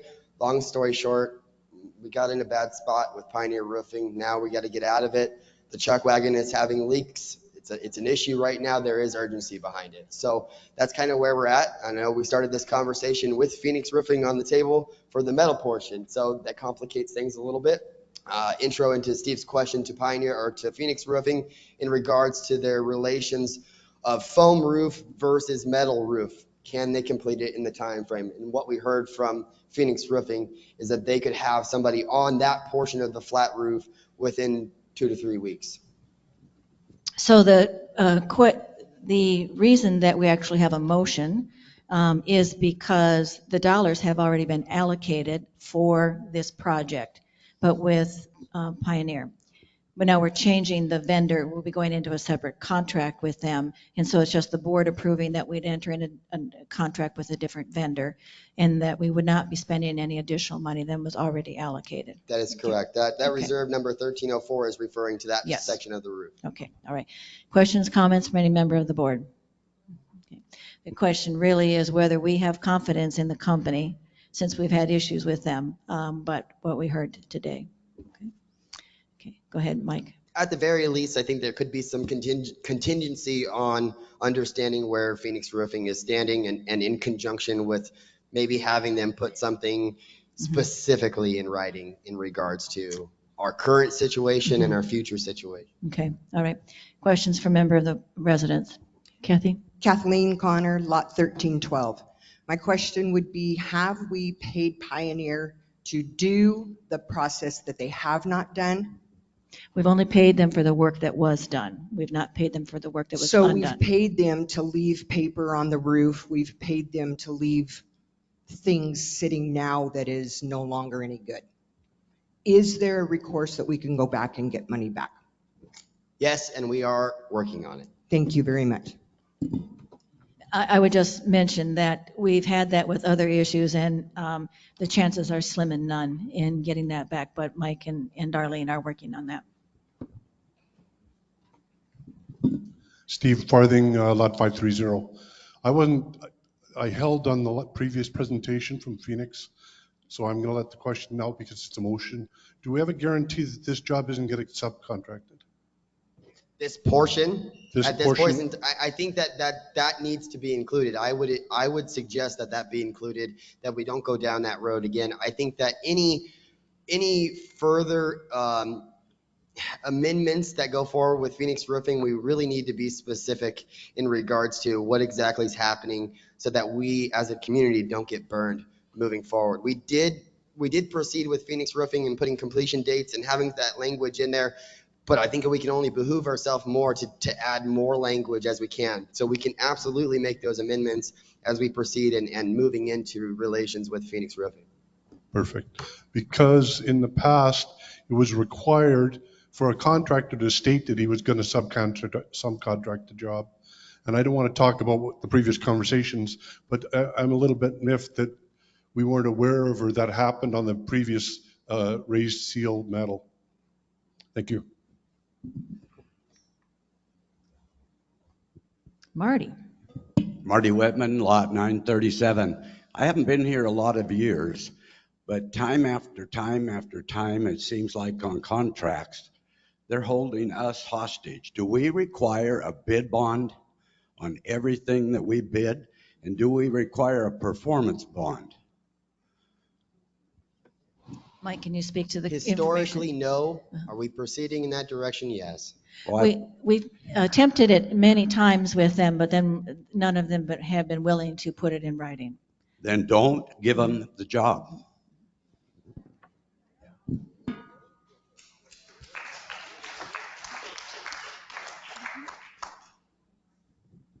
Yeah, Terry Bader, lot 953. I would think the board should look at, especially from going on forward, that anytime you do a large project like this, especially a $1 million project, you might want to get a surety bond and you might want to hire a project manager. Because at this point, and I'm not going to go over it at this moment, the discussion I had out there, but you've got a problem. Thank you. Well, we've hired project managers on all of our asphalt issues, and that's where we have Frank Consulting doing that. And with the Starkweather Pioneer Group, we had a project manager on that, and it still wasn't helpful. It's getting any of them to be held accountable, which is difficult. Mike, you were going to say something? I was just going to reiterate exactly what you said. We spent roughly $50,000 on a management company to oversee the roofing project that took 2.5 years, and we ended up firing the contract on. The challenge is here, and this doesn't make anyone feel good, including myself. I'm telling you, I'm losing hair by the second. But the reality is that it's a tough world out there in construction right now. And I don't know, it's not just based on material. We're not still living in the COVID world where we can't get material. You can't get quality. That's the problem that you're having. You can't get a decent vendor that really wants to do a decent job for you. They're all out there to take advantage of you. They're all out there to get after you. We have to do our due diligence to make sure that we're not being taken advantage of. And I think that we can all improve in that location as we will proceed into contracts in the future with vendors. And we have to do what we can to make sure that we're not on the losing end of that stick. And Mike, what's your experience been, compare and contrast, without throwing Starkweather and Pioneer under the bus, but compare and contrast your experience with them in ongoing conversations, keeping you informed and that kind of stuff, as compared to Phoenix Roofing? Night and day. I mean, in regards to Phoenix Roofing, it got really bad with Pioneer Roofing towards the end, but it never really started that great, I'll be honest with you. Their motivation was lacking tremendously. We had one employee on the roof on a daily basis, and they, I'm sure you noticed in the well, they spent more time laying around their trucks and getting shade in the summertime rather than working on our roof. Not only did they do that, but they caused us a tremendous amount of issues on that roof in conjunction with wiring, hood vents, things like that for the chuck wagon, if you recall, when the Bison brothers were in that restaurant. So we had a lot of these hiccups, and the trouble is that we can all go the legal route. The association could take the motion to go towards our legal representative and have it taken care of. But what's the outcome of that? Hundreds of thousands of dollars in legal fees. I'm not saying that that's the direction we should or should not go, but we have to weigh those options when we're looking at construction and issues within construction. So that's kind of where we're at. But I feel that Phoenix Roofing, and I won't vouch for them because of course they're contractors, I think that they are reasonable. They're here today. They're willing to talk to us, and that's a lot for me. A lot of our contractors, a lot of our general vendors, people we worked with for a long time, will ignore your calls. They will hide from you. And Phoenix Roofing is standing right there in front of it. So that means something to me. I'm hopeful that we can get this taken care of and situated quickly. Thank you. And they're aware that we've got other roofs that need to be done, so more potential business down the line. And they're also aware that we are managed by a property management company that has multiple other venues like us. And if they would like a good recommendation, we might be able to provide one. Absolutely. Yeah. And you know, when we did find Phoenix Roofing and Repair was actually at one of our vendor shows we went to. They're authorized and certified by CMCA, the Community Association Institution. So they're well known within the industry. And then this kind of goes back to our original questions. I think Doreen had asked, did we do vetting? Did we have that discussion? We did. They're a large company. They've been around for many years. And they are known in the industry and certified in the industry. So we didn't find someone off the Yellow Pages or Google when we went out to look for vendors. We went to commercial shows in regards to association industries and vendors working for individual associations. And that's where we built our relations with Phoenix Roofing. And you contacted prior organizations that had used them. Okay. With that, any other questions from residents or the board? With that, I'm going to call for the motion. The motion is to approve the proposal from Phoenix Roofing and Repair in the amount of $35,000 to complete the unfinished roof over the chuck wagon to be paid out of reserve item 1304. Roll call vote, please, Stephanie. Roberta Ernest, Yes. Marie Beschen, Yes. Becca Paulson, Yes. Steve Deal, Yes. Cindy Evans, Yes. Marilyn Sorensen, Yes. Barbara Fugelberg. Yes, thank you. The next thing on the agenda is the rules and regulations for the clubs. Can I get a motion, please? Just a second. I move to approve the HTCA club rules and regulations. Okay, give me a second. Second. Thank you. Thank you very much. The purpose of these rules and regulations, they've been sort of bounced around for a fairly long time of trying to, we've always had rules in how the clubs should function, but it typically was you have to have a set of bylaws, blah, blah, blah, those types of things. And so when COVID hit its ugly head, there was conversations about changing the rules because, you know, there were specific things we asked the clubs to do, in essence, shut down during those times. But also felt there was the need to have more information out regarding, I'm having a hard time finding my things here,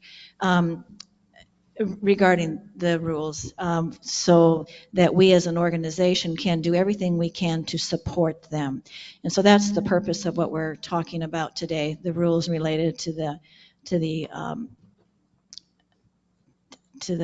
clubs. So I just want to highlight some of the things. Much of the terminology is the same as it's been in prior documents. The only thing that we changed, in essence, and I'm going to back up again, these are based on our prior rules. They were based on rules and regulations that we've seen from other communities very similar to ours and trying to manage how others are doing. The only thing that we changed here is that there would be a requirement that if a non-craft club wanted to become a club, non-craft, they would have at least 25 members to join, and a craft club would need at least 15 members to become established as a club. In the event that a club who has dedicated room space, that would be, i.e. lapidary, arts and crafts, stitchery, ceramics, sawmill, anything with a dedicated room that no one else can use but them, but their members, they would have to maintain a membership of at least 50 people over a 2-year period of time. If after 2 years their membership was still below 50, then there's the potential that they would lose their dedicated room. They would not necessarily lose their club, but they could lose their dedicated room. The other things that we're requiring is that anytime there's a change of officers, that must be notified the activities coordinator by April 30th of the year. That's so that we can keep up to date on stuff. Clubs will also be expected to notify activities within 30 days of the club's annual election. Their meeting minutes, the list of the members that they have, the list of their officers and their names and addresses. And we're asking for a summary of room usage. We know that most of those clubs with dedicated rooms, I'm not talking about bridge club or that kind of stuff, I'm only talking about clubs with dedicated rooms, that to summarize how their rooms have been used over the years. Most of those rooms have a sign-in sheet. And we're not detailing what the club must do, but we're just asking that they have to review it so that they might say, this is a might, they can determine what they provide, but we've got X number of people that we average on Monday, Tuesday, Wednesday, Thursday, Friday, just to get like a room usage, and to see how that goes. The main reason for these changes has to do with tax liability. And all clubs are going to be, who have filed their taxes, are going to be responsible for filling all their tax obligations. A change, not necessarily a change, but enforcement is that any club who uses independent contractors or instructors will have to maintain W-9s on all of those instructors or independent contractors who are paid. So for any one of you in the room, if you're in a club that has a dedicated room and you are giving classes and say maybe charging $25 for that class, you'll have to fill out a W-9. The club will be responsible for keeping track of that information and on an annual basis submitting it to our accountant. And the accountant then, of anyone who received over $600, the organization will submit a 1099 back to the resident or back to the person who gave the classes. That's all just a legal requirement from our CPA. So the expectation is the clubs who do that have to do that paperwork.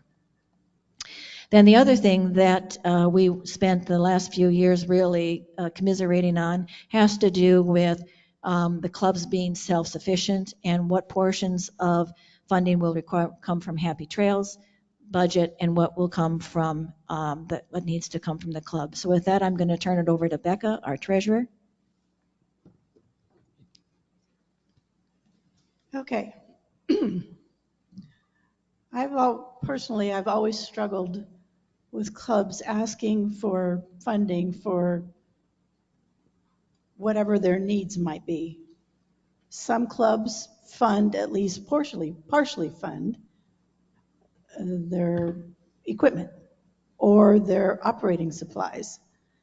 I think most clubs do operating supplies, but some clubs ask for everything along equipment or major maintenance type items. And so what we have tried to do is make it equitable across all clubs, so that as a board, when we are asked to spend money for a club, we have a matrix here, which is in these rules and regs, that shows this is what we will and will not do. Most of these things here, and we have two different sets of clubs. We have clubs that have facilities that are open to the public. Any type of courts. We've got shuffleboard, we've got horseshoes, anything that is not, quote unquote, in a dedicated room. Those rules are slightly different. We will fund most of their facility needs because it's open. We don't, those cannot be shut down for club members only. So there is a kind of a delineation between open facilities and dedicated facilities. Any of the clubs that have dedicated rooms, these rules apply. So what we have put together here is basic maintenance needs to be funded by the club. What we're trying to do here is give you, before I go through this whole thing, a matrix that will help you decide what your dues need to be able to fund your club. So to begin with, basic maintenance for the buildings, flooring, so on, is HT funded. Happy Trails will fund that. General improvements, something that would add value or utility to the present facilities, will be funded. If it's less than $5,000, the club will fund it. If it's greater than or $5,000 or more, the club can file an application with Happy Trails or with the board to have that funded. So Becca, or to help fund. Becca, I just want to give an example on that. And so I know the Sawmill has been very active over the years for, I want to say, the quilt room, arts and crafts, stitchery, of building out tables for their machines and that kind of stuff. So if that it would be something that would be enhancement that's unique to that club. Correct. And that's where the club, if it's $5,000 or less, they would pay for. If it's more than that, then there'll be a process. They can apply for funding. General equipment repairs and maintenance. That will be club funded. The board, no club with a dedicated room should come to the board and ask for funds for maintenance and equipment that only certain people can use, the club members. They have to fund it themselves. The next on equipment replacement. And this is replacement of like kind equipment, not replacement with equipment with all the bells and whistles. What you have now is what would be replaced. If it's less than $5,000, 50% will be funded by the club and 50% will be funded by Happy Trails. If it's greater than $5,000, 25% will be funded by the club and 75% will be funded by Happy Trails if you go through the process to get that done. An example, like over $5,000. The example is $7,000. Okay, the club does 50% of 5,000, which was your limit for funding, and then 50% from Happy Trails, and then the 25% is split 25-75 of the 2,000 that's left. You're bothering me. You're confusing me. Anyway, yeah. Total would be 3,000 from the club and 4,000 from Happy Trails. It's all outlined here in this matrix. And what we're trying to do here is to make we want to be equitable across the board to all clubs. Some clubs are better at saving their money than others. Some charge less for dues, some charge more. All we want is for the clubs to fund their activities themselves up to a certain level. So Becca, Becca and Roberta and I and activities staff Thelma and Jill and Darlene met with the clubs who have dedicated rooms to try to get information from them to see how everybody was doing their work, how their membership was going, is it up, down, staying the same, what are their dues cover, that kind of stuff. And for those clubs, you know, many of you used to donate a certain amount of money to activities. And what we found is that the clubs were, for the most part, really working hard to try to figure out how they can do this 50-50 split. And that many, I'll call it lapidary, because I think, are doing a great job, in that they are really not making donations to activities because they're really trying to increase their own reserves, if you will, so that if a piece of equipment drops out, they've got money to help support that. So we're really encouraged by that. One of the things that came out of those meetings was the feeling that we really need, we here and could benefit the club if we did more of a regular visit with those clubs on an annual basis. Some of this came out because as board members, we don't like surprises. We don't like feeling that we have the budget all put together and all of a sudden we get a big ticket item from a club request and we don't have any money left to fund it, and we feel awful about that. So we're going to put together a team, if you will. We're going to call it the club facilities team that will go out, let's say, about before April 15th of this year. There'll be a designee from the Building Grounds and Maintenance Committee, since they're the eyes and ears of our committee, of our groups, of really looking at the structures of the facility. It'll be a member of the Safety Committee, it'll be a member of the Budget Committee, member of the board, and the general manager. They'll be meeting with the leadership of these clubs to kind of go through the room and say, for the leadership of those clubs to be able to tell us how their equipment is working and what they anticipate they might need to have funded in the next few years. And or if there is any structural needs that they need done in their room, like new carpet, new whatever, things that we would be responsible for that we can get done. And that's something that we haven't had before. So meeting with the clubs, I feel, was really helpful in that. And so that was good. Now, the other thing that is added in this is that we will be developing, probably the board will have a proposal for their March board meeting. We'll be coming up with a club reserve fund. As you know, most of these items are already under our big old reserves. But we all know, in particular, Steve knows my activity before I even got on the board, that a lot of money that's not left over for the clubs, and there isn't anything there. So we're actually going to create a club reserve fund that will be available specifically for the clubs when they do need money to come to. And one of the things that we're talking about right now, as Becca mentioned before, that received over $100,000 of interest on our investments.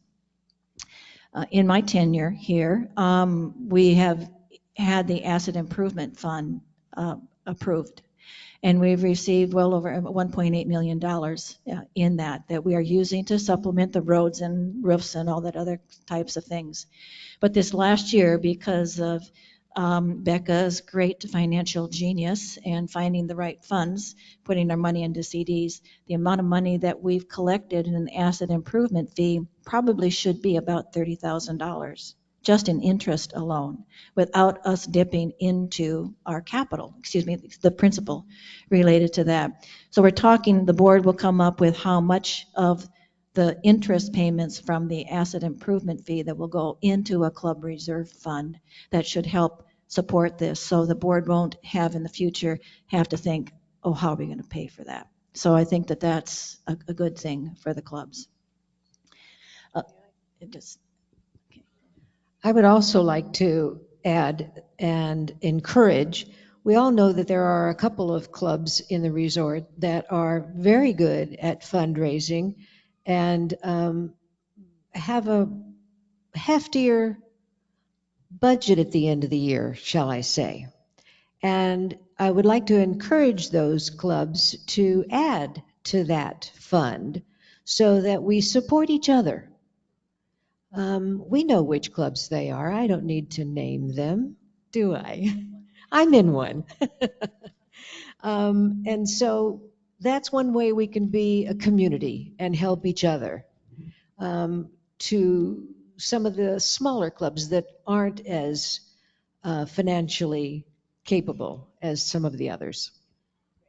So that's in there too. The clubs who generate sizable net gain should be sensitive to this philosophy by allocating their excess to their club first so that they can fund some of their own items. Other clubs that provide support services, and then lastly, to donate to the club reserve fund. We know that some of the clubs who have this excess dollars are uncomfortable donating to a certain spot unless it's a specific item, or they're fearful of who's going to use that money. So that way it would come back to being able to be vibrant for everybody. I think then there was also the question that came up from a club recently that felt that Happy Trails would be taking their money and that they needed to spend everything they had versus Happy Trails would take it. And that is completely false. That does not happen. The only time that if a club disbands, all the assets we know are Happy Trails associations the equipment would be transferred. But any money that is still left in that club's coffers, if you will, be transferred to this club reserve fund. So we don't want any of our clubs to fail or disband, but in the event they do, they would also be putting their money into that. The one thing on this that I question for the board is on the safety issues, in that we have a thing in here that a minimum of 2 people must be in a club facility when members are operating equipment. My only ask on that is we change that if they're operating equipment that could cause bodily harm. We know that from meeting with the groups such as Sawmill, they've got that requirement that 2 people be there. Doesn't have to be 2 members, there could be the spouse that's there. And I think a couple of others also have it. Some have it from a safety perspective, in that many of us have got gray hair and we don't schedule our heart attacks. And so from a safety perspective, if you're the only person there, some of the clubs have that 2 people there. I wonder if having it being in the guidelines here of 2 people must be in the club facility, if that's too harsh. I think that's a good idea. It's just also safer if things disappear. Okay. If you have 2 people there with, when other people are in the building. I just think it's a good safety precaution all the way around. Okay. All the way around. I tend to agree with Marilyn. I think we should leave it with 2 people. Yeah. I just, I'm a member of Stitchery, and I feel if I sew over my finger, I don't need another person to hear my language. You've probably heard it already, so okay. Once or twice, okay. All right. With that, those are the major changes to it. What we believe as a board, what we're doing is we're setting out the criteria, and we had this conversation with the budget committee of who is responsible for what, so that we've got clarity, and that we're going to provide a funding source that will put some money in, and hopefully that you'll put some money in, and that it is a good place to start, to end up. I do want to mention, though, as Marie talked about, that what we learned from this is that we really need to communicate to all the clubs the various fundraising activities that other clubs are doing, and communicate the dues that other clubs are being able to charge that could maybe help generate some revenue for some folks, because I know some people have that. Along this line, I know Debbie Cheek is here, and Debbie's a member of Fun and Games. Fun and Games, how many people are in Fun and Games? I hear it's a phenomenal number, like 5,000? 200? Over 200. Isn't it amazing? Now, Fun and Games also has another process where they provide a lot of money, sources of money for other people. We're going to have to figure out a process that if money's not available in this club reserve fund, what other sources they could potentially tap that would be within the mission of Fun and Games, or not, or some of those others. So, okay. Any questions, comments from any member of the board? Any residents, club members?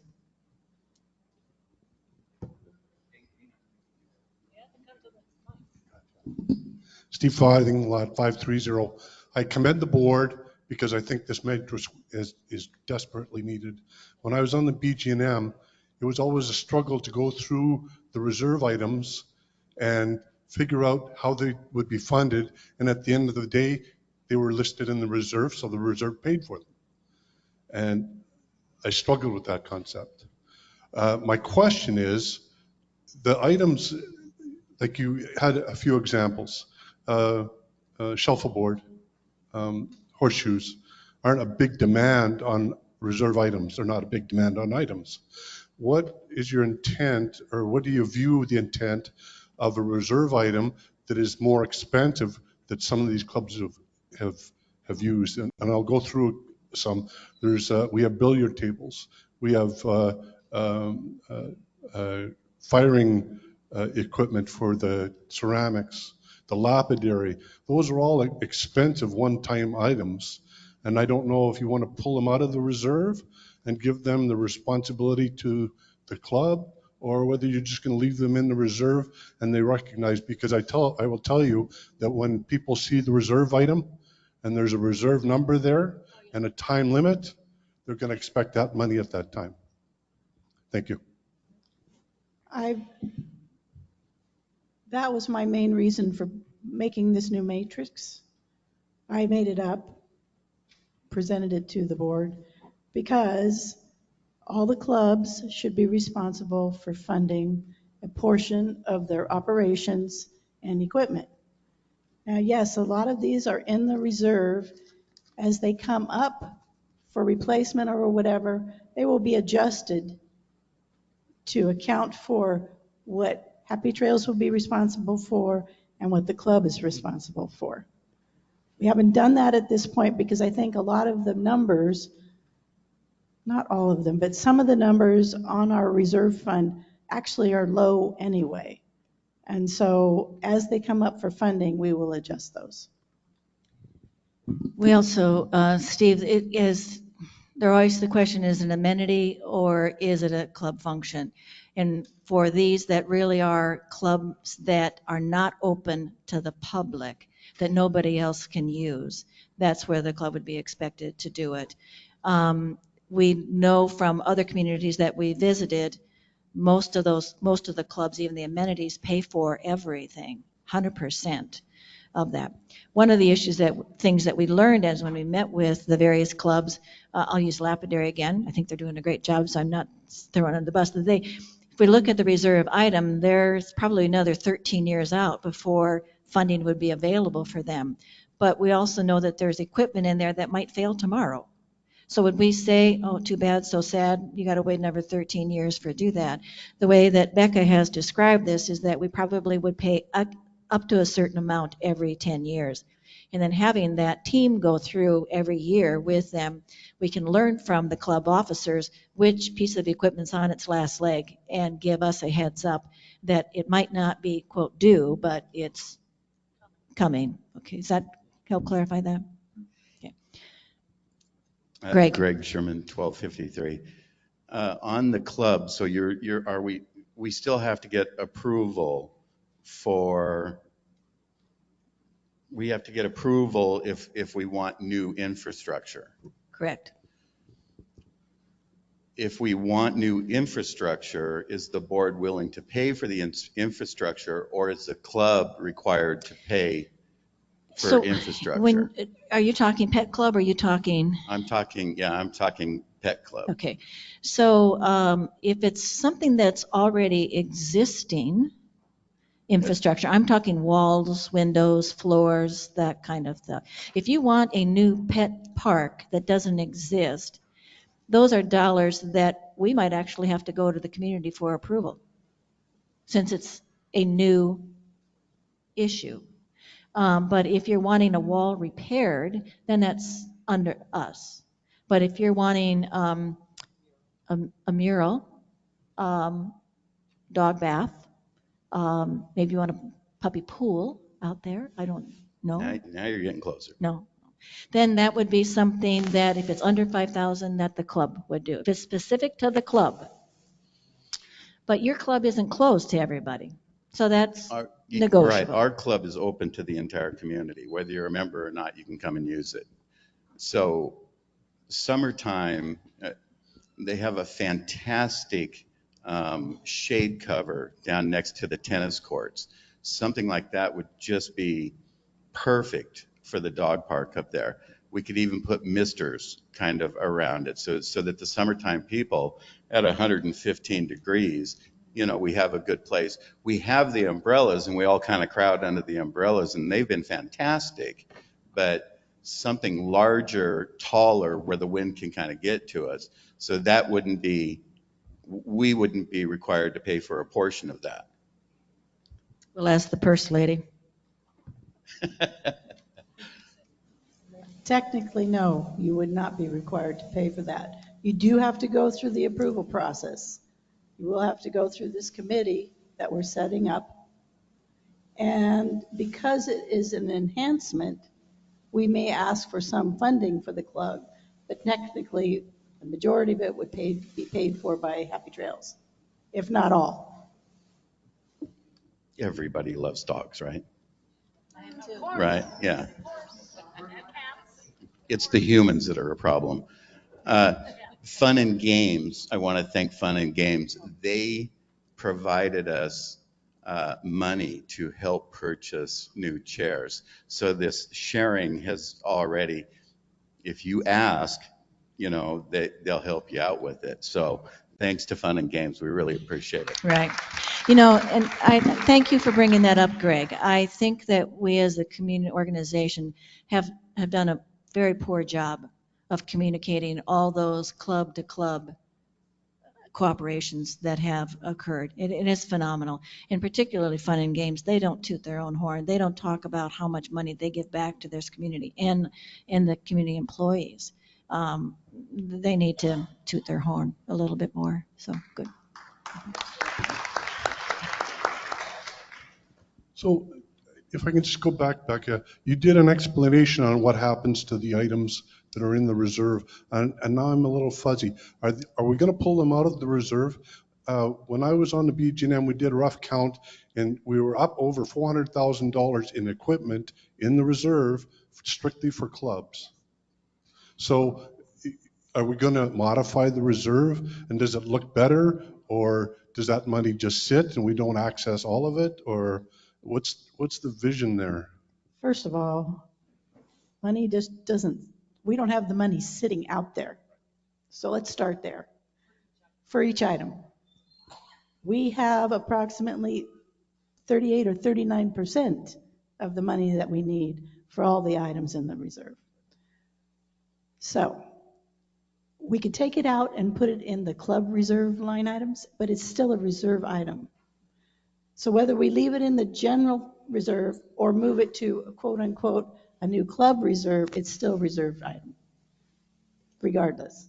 So the concept would be to leave the item in the reserve, Yes, theoretically, eventually funded over X number of years, but realizing that you probably are not going to access the full funding for that item because expectation is on the club to help fund. correct. And it depends on the club. If it's the tennis club, we fund it 100%. It's open to the public. If it's ceramics or quilting, they have a dedicated room. Therefore, they are obligated for part of the cost for their equipment.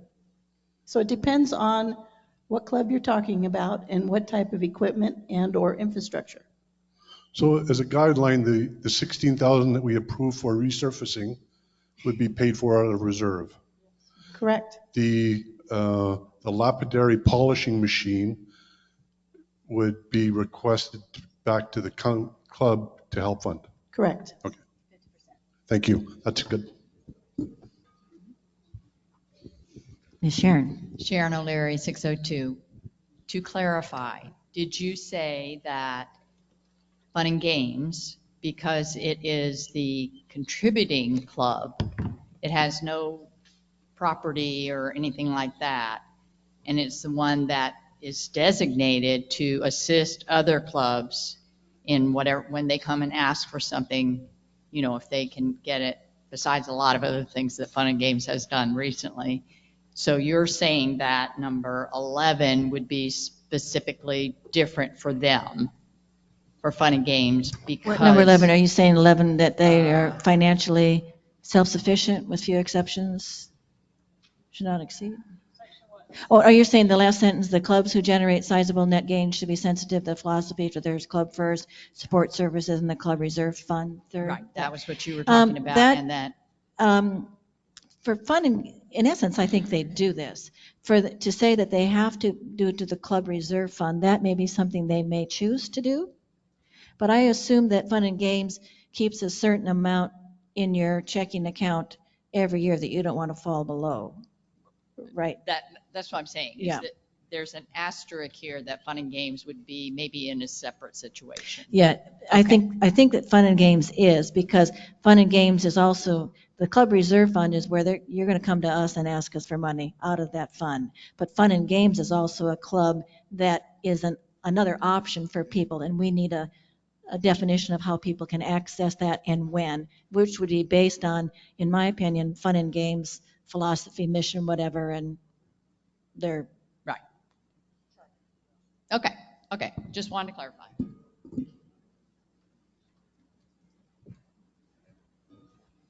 So Tracy Hammond, lot 419. So I just wanted some clarification because pickleball courts and tennis courts are open. We're not a brick and mortar facility, so we can't lock anything. And there's, under use of facilities, I number 3 mentions the association requires daily sign-in sheets be maintained by each club for all club meetings. That is for the dedicated rooms only. Okay, I just wanted to make sure of that. And I didn't know if there was a way in these rules that we would want to differentiate. But we know that, we probably could, but we also know that with your new court reserve thing, you might be able to provide us information of utilization for as we look in the future, whether you need additional courts or not, which I know you want. Right, and we are able to do that to a point, obviously, because people that come on and just play, you know, we don't have record of that, but we're not expected to have record of that, is what I'm understanding. Okay. We would still expect the club information each year. Right. I mean, like we have, when clubs there. we have a monthly meeting with our general membership, and we do not typically have sign-in sheets for that. So that's not needed. Okay, perfect. All right, thank you. We also wanted to acknowledge the amount of money that pickleball has donated to the community for your stuff. It's well over 300,000, isn't it, in the course of time? Thanks to the tournament. Kathleen Connor again, lot 1312. So to clarify a question, the shuffleboard courts, the tennis courts, the pickleball, they're open to the public? So They're any open Joe to- Blow can No, come no, in no. here and use it? To everybody in the community here. So you mean only the residents? It's open to Correct. the residents? You don't have to actually go join a club, you can just go use it? Okay, awesome, thank you.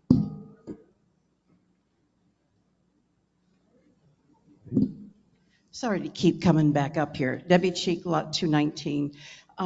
Just as a point of clarification, I notice you talk a lot about chartered clubs, that all these clubs have to meet certain requirements. Where do non-chartered clubs fit in this? I believe the remote control guys are not chartered, for instance. Well, I believe a lot of the card clubs are also not chartered. Right. Okay. So when you're referring to the fact that all clubs shall be financially self-sufficient through dues or raising funds, you're not referring to the unchartered clubs. Correct. Okay. That's important for Fun and Games to know because they're the ones that most likely come to us because they can't come to you. Okay? That answers my question. Thank you. Okay, thank you, yeah. Thank you for that clarification. Okay, all right, so I gotta get back. I know,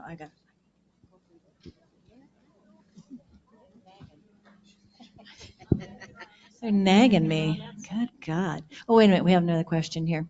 Mickey? My name is Mickey Aston. I am on lot 13. I'm a long-time resident and a first-time speaker before the board, I believe. I have been a member of most every club. I am right now currently a member of Stitchery, so I'm focused on this document as a Stitchery member. Does this document supersede, take over, or work with the document that's online on Neighbor Network? This would be the new document. This is the new document. So If we approve it. the two documents that are out there on Neighbor Network, the clean version and the red line version, are null and void now? Right, we had a version, as I mentioned earlier, like when COVID came in, there was a big, long document. You're cutting out.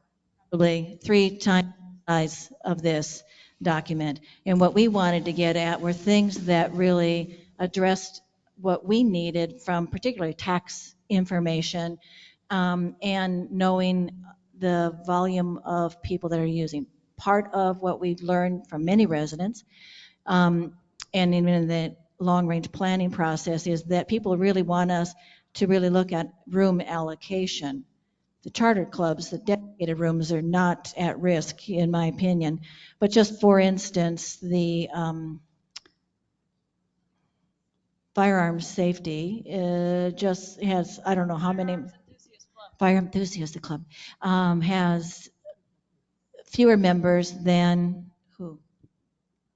Thelma or some other group that's got like 110, and the group for 110 was meeting in a fairly small room, and firearm enthusiasts were in a bigger room, so switched. So what we'll be getting at in the future is more room allocation, card rooms, exercise rooms, those kinds of things.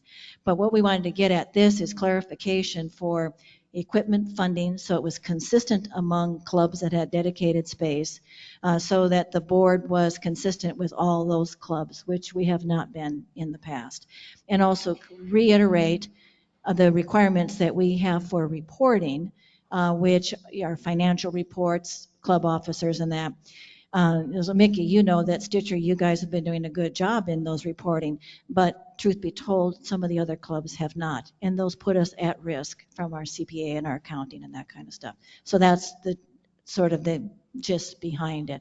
And so this is a smaller version that are focusing on the things that we as a board felt needed to have a policy. Is it your purpose today to approve this document and put it into effect? Yes. Today? I've had an hour to review this. Every page has notes on it. For instance, are you going to define what a craft club is? Are you going to restrict lapidary, ceramics, and arts and crafts who may not currently have 50 members? They all do. When is the club or the clubs and the members going to be able to review this and give input? We'll have a meeting of all the presidents But you within the just next said month. you're wanting to approve this Going to today. this is a board policy. We've asked, when the previous policy went out, the ones that are redlined, those were sent to all the clubs at that time. And we received input from the clubs at that time because there were many things on it that the clubs felt were too onerous. There was like quarterly reporting of their financials and those types of things. There was things in there that they had to report by January 15th, the new officers. Well, they didn't really hold their officer elections until February. So we made changes relative to those things. I think there's a lot of things missing in here. What is the definition of an interested member as opposed to a non-interested member? When you talk about safety, Section C, governance, number 2, says that the club officers are responsible for assurance of operational safety. Right now we have an issue. I've been talking with Mike Bradley, and I think just the two of you. Mike, I asked you to come over to the stitchery room months ago and look at our chairs, which are a safety issue. You said there was possibly operational funding. I believe some type of a line item, $5,500 you showed us. We are investigating new chairs because it is a serious safety issue. Yet we've been discouraged from moving ahead with that by Barb saying there is no money for us. So we are looking at that and wondering if the club is responsible for that being a facility issue, such as a operational maintenance issue, or is it really a club issue? I think for me, there are a lot of questions in here that I hate to see this document approved today without all of the clubs having input, or at least some type of let them read it before it's approved. I think the maintenance of equipment, I know that we've been denied monetary assistance with that in the past, I understand. Mickey? Yes. Unfortunately, we have a 2-minute time limit, and that's why the lights have been Barb, you flickering. took 16 minutes in our club meeting the other day as president board, and you were not on the agenda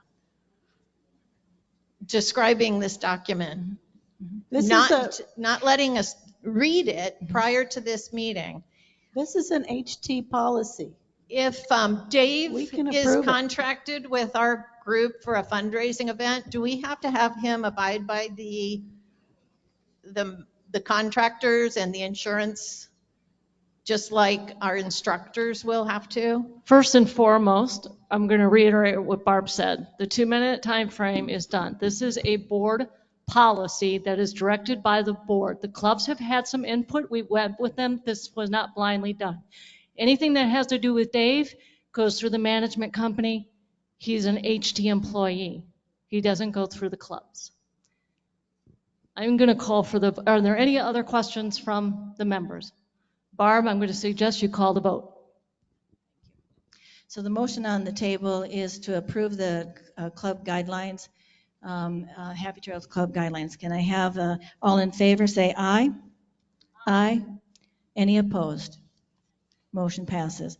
There will be a meeting that Thelma and the board will be setting up with the club presidents or officers to review all these, particularly the things related to financing of the equipment and also the reporting that's required for them. The next one, it has to do with, we're going up to the pool furniture. Can I get a motion, please? I know. I move to approve the proposal for the new pool patio furniture. I'll second that. So in our board packet, we have a motion, 2 motions regarding repair and replacement of pool furniture. The first one is from, I'm trying to get to the bottom line, for $83,703.68. And that is for furniture at all the pool areas. And then the second one, can someone give me that second one? 58,000, 53,000. So what the purpose of this is, of these, is that we would not be approving either of these specific bids that outline the specific equipment. we would be approving the dollars to be spent. Not necessarily that we would go with the restrapping or that we would go with the sling back stuff. It's just approving the dollars. We met earlier today with a group to talk about the pool focus group, and I'll mention that in just a bit. But the thought being that we'll be using input that we got from that group today, and then having maybe a small subset working with the Building Grounds and Maintenance Committee to come up with the exact pool furniture that would be purchased. We would not be making the decision on which chair, which color, any of that. We would just be allocating the dollars. So I have to wonder, do we not table this until we get more from the focus group? I mean, that's what I would suggest, right? We don't want to allocate money that we don't know exactly what we're going to spend or what we're exactly going to need. I agree, totally. Just wait and see where we're going with it first. Yeah, I think that that's a good idea because the bids are significantly different in price and they're different in style of furniture, and there was input from the Mike guesstimate about 30 people that were here this morning that We had exactly 30, yeah, yes. exactly 30 that gave us input on how they'd like to see the pool look, function, all those types of things. So with that, would you like to withdraw the motion? I will withdraw the motion. Okay, I'll second that, and then we'll table it for possibly the March board meeting. And then on my agenda, I still have the recycling bins. I have an old one. Okay, so we're going to postpone which might still be an agenda if you have it at your table, information regarding removal of the recycling bins. We're going to hold off on that until we get more information. Yeah, the last thing we have on the agenda is the variance request. Can I get a motion to approve the owner's request for variance? Steve approves it, I'll second it. The request is to allow 3 people on a lot, and the reason it's coming executive session, it's not an executive session item because it doesn't address any health issue. And it says to whom it may concern, we're at lot 2343. By any chance, is the homeowner here? Okay, thank you. If you want to come up with it. The letter we received, we're at lot 2343, a 3-bedroom, 2-bath house with a 2-car garage and a driveway. Accommodates 2 cars. The purpose of this email is to request a variance for a temporary 3rd-person occupant. 55-year-old brother is relocating to Goodyear and has a job as a project manager from Omaha, Nebraska. And his wife is staying behind to sell their house. He's looking for a new residence. They're going to be leaving, and that he's working full-time and wants to stay with them as he won't be around much. So any questions from the board? Is just a request for a 6-month variant? 6 months is fine. Okay. Oh, we're leaving in May. Mm-hmm. So hopefully he'll have a residence by May, but until his wife sells his house, he's kind of stuck. Are there no opportunities for him to rent a different place? Financially, he's already paying 1 mortgage, so we're just trying to help him out. Uh-huh. We got a 3-bedroom, 2-bath house. And how old is he?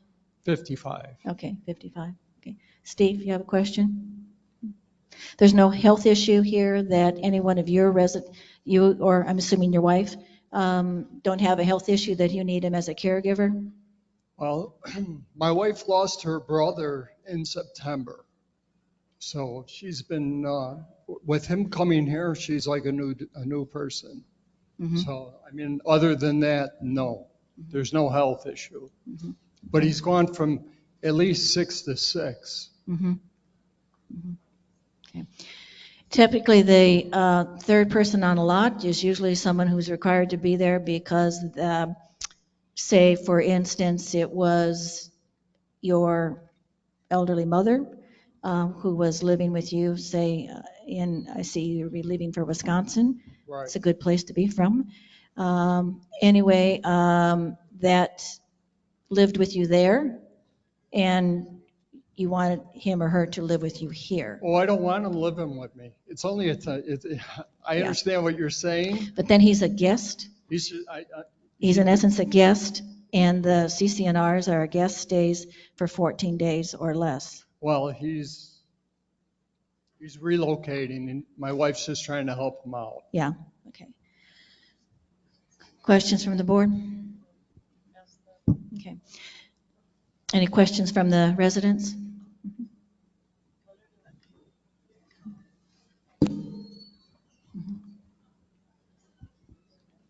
Sharon, 602, we have rules. How old is he? 55. Well, that's nice. I would definitely vote no. Mm-hmm. Yeah.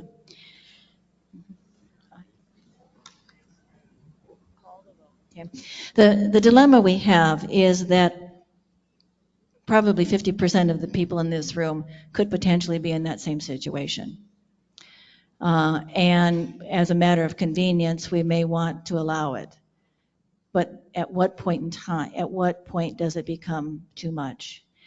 And so therein that lies the dilemma for us, in that, in my opinion, it feels like a nice thing to do, but not a gotta thing to do. I understand that, but he's family, okay? And all we're trying to do is help I him understand. out. I understand. That's all. Yeah. I mean, my wife also said that she would relocate if you want to go with two people in the house.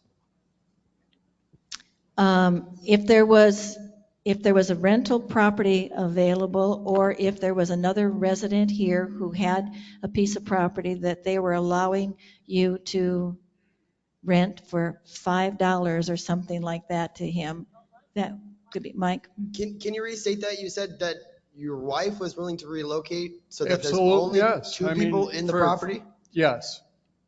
Well, at that point in time, we wouldn't be requesting a variance. He would just be a He would tenant just be yeah. of yours at that point Sure. in time. That That wouldn't require variance. They would what?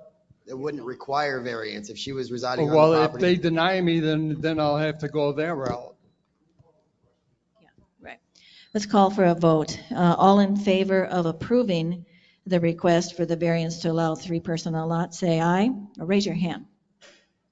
Aye. Okay. All in favor of not approving it, raise your hand. What did you do? Not, okay. Motion does not pass, unfortunately. Thank you. Okay, with that, the president announcements. Just reminding people, you've got less than a week to cast your votes for the board candidates. We're also reminding people of the focus groups that we've been having. We had a focus group today regarding the pool. We'll be sending out some summary information for that. For those of us who attended, there were some surprises, really good energy, a lot of good information. And then also we're having the annual meeting on February 20th, and that's where the board will turn over. I also reminding residents that the board is currently on contract negotiations with Chef Peter, but we don't have anything to report at this time. And then as a sad thing, as a safety thing, I just want to remind or inform residents that there was an accident in the resort a couple of days ago. A bicycle rider was hit by a car who was making a turn. And everyone is okay. The bicycle is not. But I just want to remind people that safety, driving, speeding, stopping, those are the rules, or not, the rule isn't to speed, but it has potential impact. And I think we need to remember that we don't bounce as well as we used to. So that person on the bicycle is lucky to be alive. So just a reminder to folks. Does management have anything to say? Okay. With that, I'll call for a motion to adjourn, So and the board will moved. be going into executive session. We had a second, So and moved. aye.